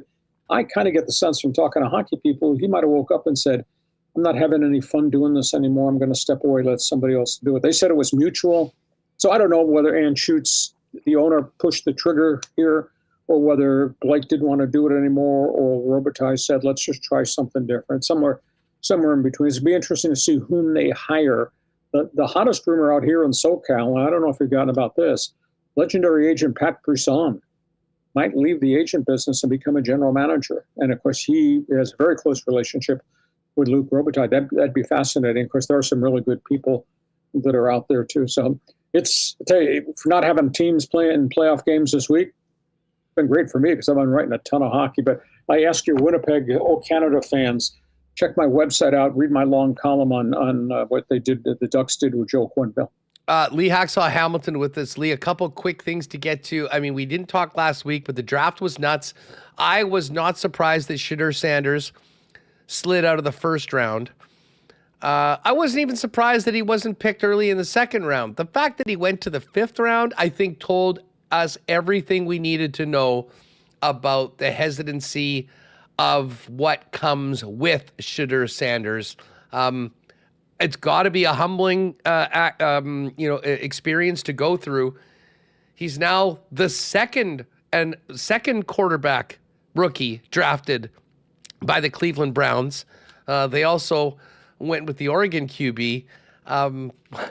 Just quick thoughts on the Browns quarterback room and, Shedeur Sanders. Is he going to turn into a player, or is this going to be all about the hype of his college career with his dad being his coach and just being another, maybe backup QB in the NFL? Well, I network with a bunch of NFL people, some currently working for clubs, others just retired, to get responses and reactions to what the hell happened there. One player personnel guy wrote me his statistics that came from a junk offense.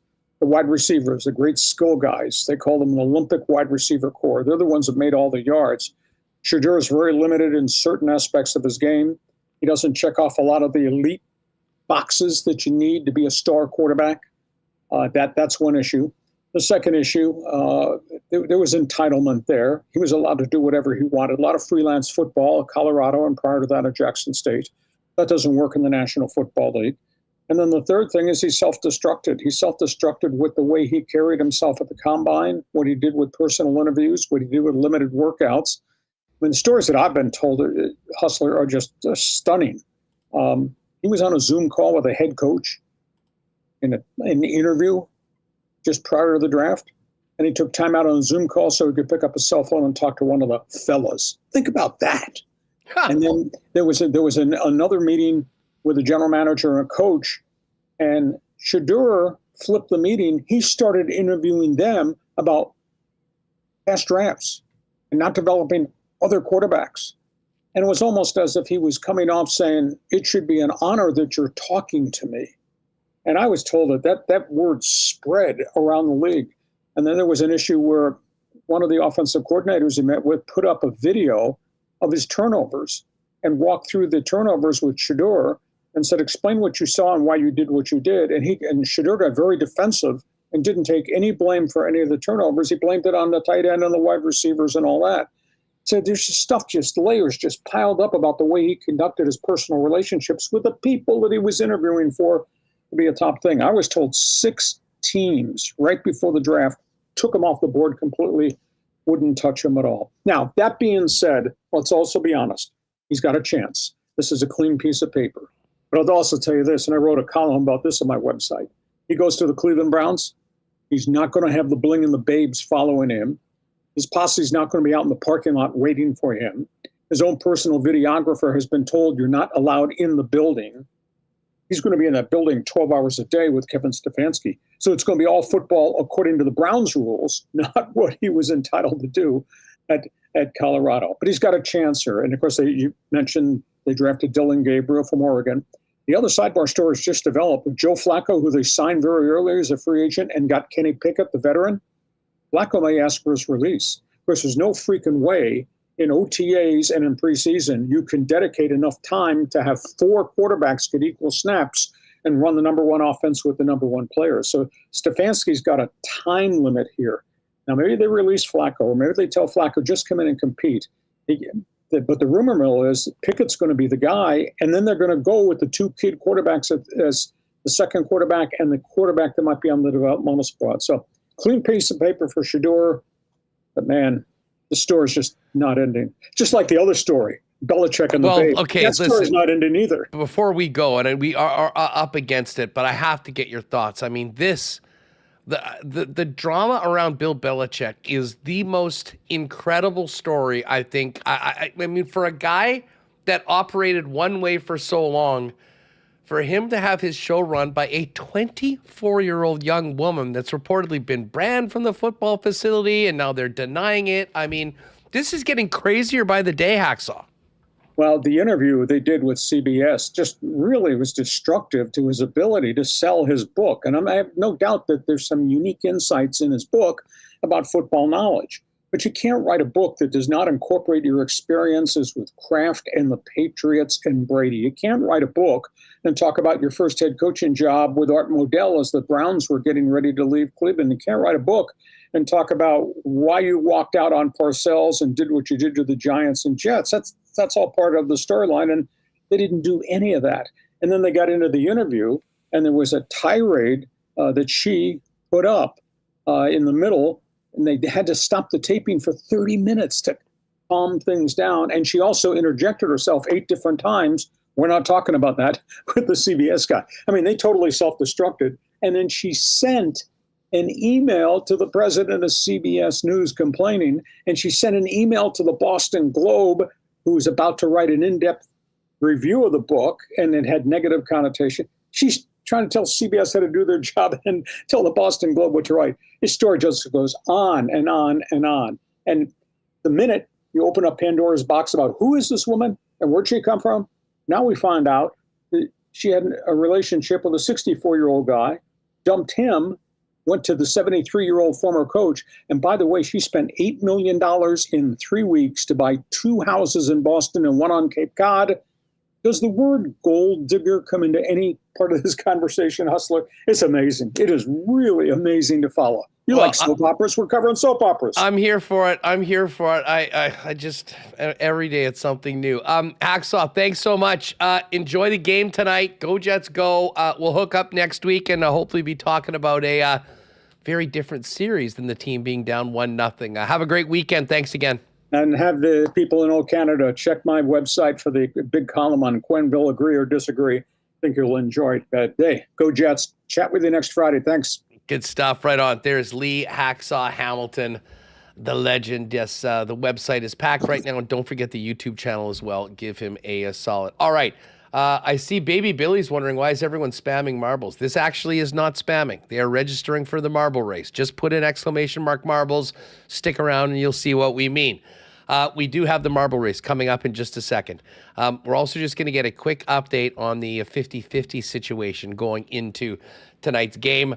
But as we do that, let me quickly get into the Coolbet lines for tonight's games. And don't forget, if you missed it, we congratulations to Brittany, who is going to game 2 tonight. Was so excited when I hollered at her after the game or after the show yesterday to let her know that she won yesterday's marble race for the tickets to the game. Anyone that has a Coolbet account, go over to our website, winnipegsportstalk.com, click on the playoffs in the PEG contest, put in your information and your Coolbet username, and we'll be doing it again before Game 5 and potentially Game 7. Huge thanks to Coolbet for the tickets and letting us do this for the Coolbetters that are big WSTers as well. All right, we got 2 games tonight in the Stanley Cup Playoffs. The Panthers are big favorites at home to the Leafs. Leafs with the big 2-0 lead. Hacksaw doesn't seem to be buying the Leafs, but many people are now that they're up in this series. Leafs plus 198, Panthers minus 238. And the game that we all care about tonight, Stars and Jets. This was close to a pick'em. Jets were slight underdogs in game number 1. They're the favorite tonight. Jets minus 135, Dallas Stars plus 115. Total in the game is 5.5. If you're looking at the series price right now, if you're confident the Jets can come back and move on, that was a great time to get in. Plus 270 for Winnipeg. Dallas Stars minus 345. The Caps with their big win yesterday moved to, they were like plus 350 dogs. Now they're plus 163. Carolina still minus 200. Edmonton Oilers now massive favorites, minus 588 over the Golden Knights. Vegas at plus 420. And the series price on the Leafs after their 2 wins at home, Toronto minus 217. And Florida plus 175. But as far as tonight's game goes, they're giving out the Kyle Connor KFC buckets. Kyle Connor to score, plus 129 tonight. I am also thinking Mark Scheifele's going to have a big game, as in 2+ points big game. That's plus 260. So why not put it together in a WST parlay? Jets to win. KFC to score. Mark Scheifele, 2 or more points. Plus 675 boosted in the Coolbet Exclusives tab on the left side of the page. It's all there at Coolbet for you. If you haven't already, use Coolbet. Use the promo code WST for a 100% bonus. up to $200 on your first deposit, and make sure to enter your information and your Coolbet handle to be eligible to win those playoff tickets at the WinnipegSportsTalk.com site. All right, good luck to everyone. Let's ride. Big game for KFC and Mark Scheifele tonight and the Winnipeg Jets. I'm already in at plus 675 on that. Let's do it. All right, last call for marbles. We're going to get this all ready to go while we talk to Dwayne Green, who gives us an update on the record-breaking 50-50 draw going on right now with these Jets games in round 2. Greener, I never thought I'd see in Manitoba you guys handing over a check in excess of $1 million for the 50-50, but that's what happened in round 1. It was remarkable, us. That final day, Game 7, was obviously very euphoric for many people, and 50-50 reflected that. It was over $700,000 was purchased on 50-50 tickets that final day, so I believe the total was $2 million and just over $13,000. So the winner took home $1,006,000 and change. Not bad. Yeah, all Jet fans had a pretty great day. I would suggest that that individual might have one up on everybody else. So yeah, had this record-breaking first ever $1 million plus 50-50 prize for any sporting event in Manitoba history. And the Jets keep going, and now so does the 50-50. Now, this is a little different than normally just going to the game, buying your ticket, and having 50% of it come out at the end of the game. Just quickly explain how this is working for round 2. Sure. So we are doing a mega pot, which is cumulative over the course of every series. And but along with that, each game you get an opportunity to win a prize. So currently in the second round, if you buy a ticket on a game day before noon, you have the opportunity to win $2,500. You also get a chance to win tickets to a Jets game the next game. And then at the end of every game, if you've purchased before the end of the third or before the start of the third period, you get an opportunity to win $25,000. And your number, even if you win, remains in for that cumulative pot at the end. So basically, whether you're getting a ticket on game 1, game 2, game 5, game 7, or even the road games. You can purchase during road games. Yeah, the road games as well. The bottom line is you're in for the grand prize at the end of the series. Absolutely. But on a game-by-game basis, like for instance today, as people are listening to this on WST, if you buy your tickets during the day, you're actually in for not only the prize that's given out at the end of the game, but the other bonus prizes as well, including potentially getting a couple tickets for the next home game. Yeah, a couple lower bowl tickets to the next playoff game, and we know there'll be a game 5, so someone will get an opportunity to be in the lower bowl and be a part of that excitement. And there's multiple ways. You can be in the building, you can be at the street party and have a chance to win and buy from in person, but you can also buy online off our website or text the word Jets to 20450, and that'll get you right to a link to purchase tickets. That's the one thing you guys have done, especially as, we get more digital in everything and expand something to the scale and scope that the round 1 draw was. You want to have it available to as many people as possible to keep on cranking that number up. So again, WinnipegJets.com, you can go and buy your tickets right there. Anyone that's at the game or any of the events, there's tons of people that you'll be able to buy right on site. Fill us in on that phone option again. So it's text the word Jets to 20450, and a link will come up and you can purchase your tickets right from there. It's a pretty slick option and allows the entire province. There's fans all across our great province and allows them to purchase. I actually had the pleasure of bumping into you and a couple of the kids that are involved in the True North Youth Foundation at a game just heading into the playoffs. Greener, just quickly, I always love highlighting some of the work that you guys do. Not only are people eligible to win, freaking $1 million prize, but this money is doing a lot of important things in this community through the foundation. Yeah, it's, if I look back at our days from U of M, I don't think either of us would see ourselves here, but, this opportunity to help out kids across our province be a source of pride is pretty remarkable. One of our programs is Project 11 in honor of Rick Rippon. It's a free program for teachers to implement in their schools from grades K to 12. And currently it's in front of over 100,000 kids in our province, giving them opportunities to learn positive mental wellness skills. We've got a hockey program, which is one of the gentlemen, young guys you met. Dangler. The Dangler, Joe Dangles. Yeah, great young man.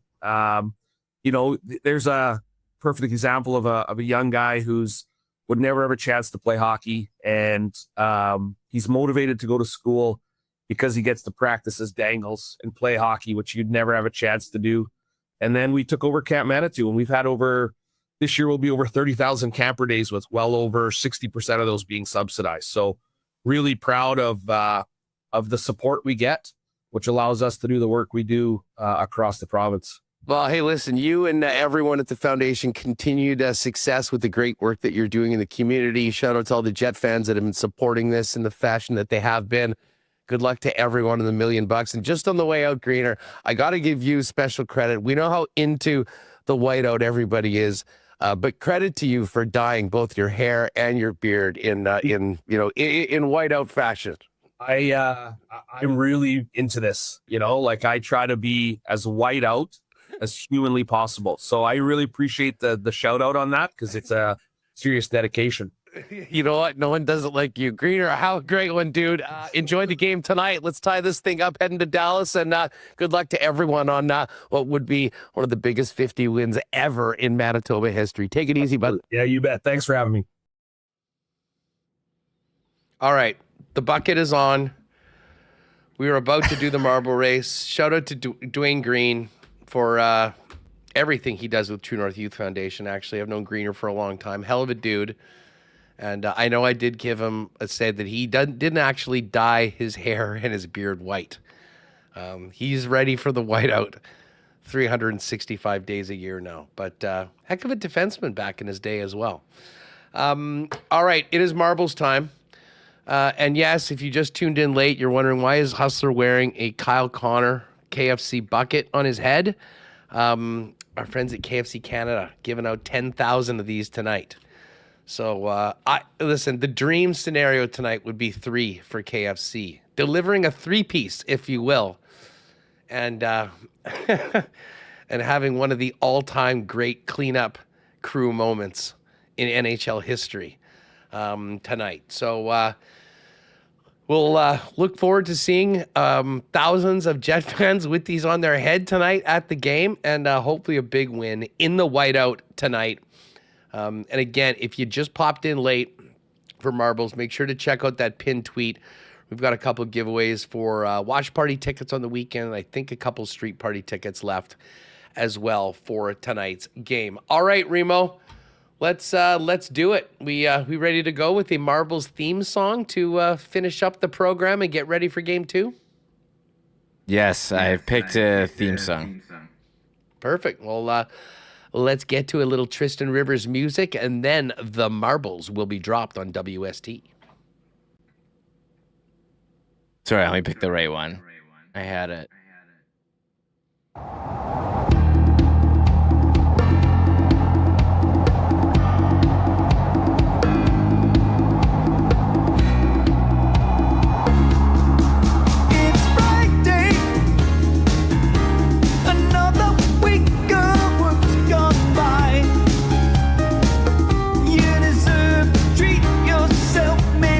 Ice cream, cake or a bottle of Rye.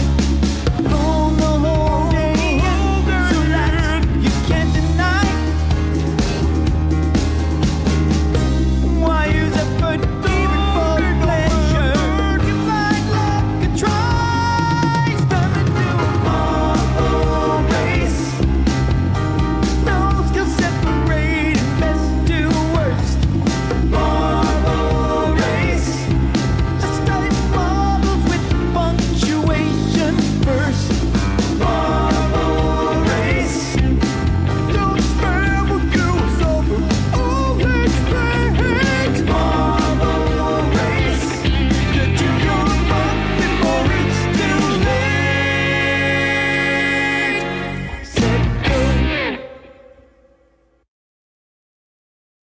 All right, more mastery of the Marbles song from Tristan Rivers Music with a great tip for us, Reem.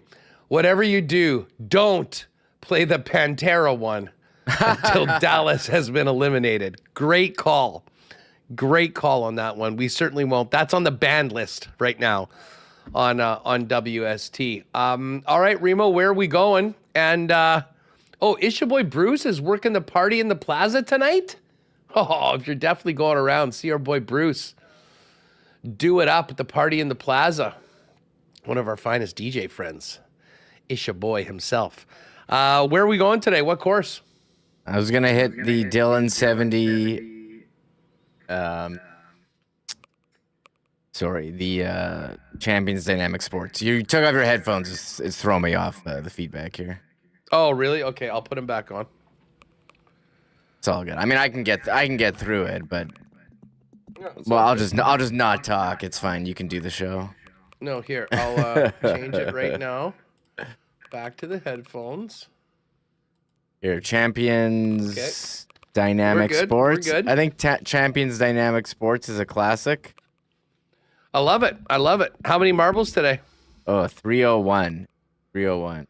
Perfect. You got me in? Oh, let me save it. No, I don't have you. I'll do it. Hustler. Who am I putting in? Cole Perfetti. Yeah, Cole Perfetti and Adam Lowry for sure. Perfetti, Adam Lowry. Done deal. You know what? Maybe Pionk too for his heroics. Neil Pionk. Sure. Done deal. Good vibes for all of those.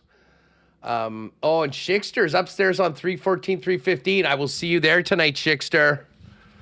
Be in my perch, 316 row 1. Mm-hmm.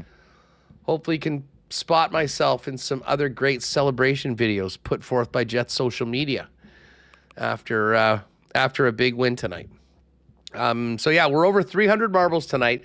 By the way, thanks to everyone, all the new subscribers. We hit 13K this week, which was a nice little milestone. But if you have not already subscribed to the channel, make sure you do right now so you're eligible to win the exclusive Winnipeg Sports Talk hoodie that you can only get by winning the marble race. Very simple. Just press the sub. And by the way, if you haven't already given the thumbs up today, hit that thumbs up button. We're only at 266. Let's get well past 300 today. If you're here and if you're in the marbles, hit that thumbs up button, please. Let's get those thumbs up. It helps us kind of spread the channel, let people know what's happening here on Winnipeg Sports Talk, other than wearing ridiculous Kyle Connor KFC buckets on our head as we finish up the program and do the marbles. All right, let's get at it, buddy. Okay, one sec. I'm just responding to Austin, who says over 300 marbles, but not over 300 likes. Yeah, very. That's my point. Yeah, very strange. Very strange. Literally, the easiest and simplest thing you can do is just click that thumbs up button. And it just tells YouTube we're putting out good content, and maybe it'll show it to other people who might be interested in seeing this. We've had a lot of growth here during this Jets playoff run, so appreciate everyone new and old who's hanging out here. Definitely, and I have a feeling this is probably the first marble race for many of our newer listeners, or viewers. So great stuff. Great to have you, both of us. Duck Dad, there's nothing ridiculous about that bucket. Correct, Duck Dad. Thank you very much. All right, so we got 305, including myself and the Game 7 heroes, Cole Perfetti, Adam Lowry, Neil Pionk. Let's go. Good vibes, positive vibes only heading into Game 2 tonight. Let's drop them and see who our Friday winner is today on Winnipeg Sports Talk in the Champions Dynamic Sports. This is a wild start to this one. Everybody's coming down. It's like it's the domino drop, if you will. And now everyone's going to get blasted. Well, somebody just fell out. I didn't see who that was, but now we're going to get Grandpa. Sorry, Grandpa. You were the first one eliminated today. Oh, Cowboy. Cowboy just got rocked. Al C as well. T-Will. Can T-Will get onto the track? No. We're seeing a few eliminations early. I guess that's what happens when you got over 300 marbles in today's race. Eagle Eyes is in first place, it seems. He's going down one side, and now Adam Hahn over on the other. Big Daddy Brent and Candace Jane in the mix. Garrett Soloway, Eric Bayer. I see Dad is in there. Turd Ferguson actually looking pretty good. Now we're going around. This is the, this is the heart-shaped track where you got to come back, and then we'll see who makes it down the first. Kent Reimer and Lawrence Richard and Turd Ferguson on this side. Oh, Big Uke is in the mix. Jonathan Zander, who's going to be able to get down in through this cone first. Another heart. Who do we have here? We got Kent. We got Jonathan. We got Corey. Al Broderick looking good. Smurfy 99. Now we're going into the shark mouth. Kent Reimer in first place. Al Broderick in second. And Greg 22. The top three right now as we work down through this corkscrew into this next segment of the race. Now, you'll notice that there are some different directions you can go. I think the middle might be the best way to go. That's where Kent Reimer's going. Al Broderick's going over on the side. We'll see if he gets slowed down by those obstacles. Apparently not. So Kent's on one side. Al Broderick's on the other. Greg M is now getting into it. But we got a bit of a two-horse race here. Oh, great transition by Al. Al Broderick looks like he's going to be in the mix right now. Could it be? He's going to get thrown in, but you got to go through the hoop. Al's going to have the first shot to be today's winner. And it's Al Broderick. I don't think Al's ever won before. He's been in many, many times. A historic win for Al Broderick today. Great run by Kent Reimer. He finishes second. Here comes Jonathan Zander in to go for third. Greg M. Shane Ferris. Oh, Greg M. missed it. Oh, my God. Luckily, he wasn't first. That would have been a horrible way to lose. I think that did actually happen once. Look at that. Tristan Rivers Music. He went to the Kyle Connor KFC restaurant today, and he had the karma to get himself into the top 10. Chud's Power Pants, I believe, second. Everyone else coming in. Many eliminations. For those of you that have side bets with friends like myself, we will do a quick rundown to see where everybody finished as we go, and just so you can go back and check it if you do need some clarification as to where you finished. But there's Al Broderick. Al, congratulations. Longtime WST viewer and listener and chatter. What a win. What a course, Remis. That actually that has to be one of the wildest ones we've done yet.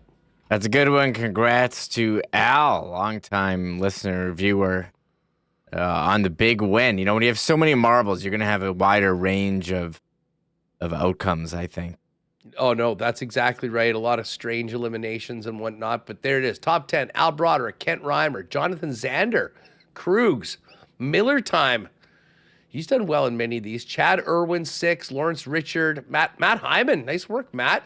Tristan Rivers Music, 9, and it was Chud's Power Sports that was 10. All right, we'll roll down, see how everyone else did. There's Mary Jane. Mary Jane, I hope you have a great weekend and enjoy the game tonight. Spency 5 Sensies in the mix. Doctor, Winnipeg Puck. There's Wicked John. Ball hockey videos. What's up, ball hockey? Silas Stahl, Kerry Walsh. There's Amanda. Amanda, 51. Not bad. Velveeta. Schnitzy. Neil Pionk at 53 or 65. Pretty good. Mike Wynn. Mike, we'll see you soon. Pesky, Phyllis. Taylor Yule Miller. Look at Taylor. Right back in like she used to be, dominating the marble race back in the early days. Tango, Adam Lowry, and Jay Miller. Other than that, everybody else got either burnt by the fire at the end.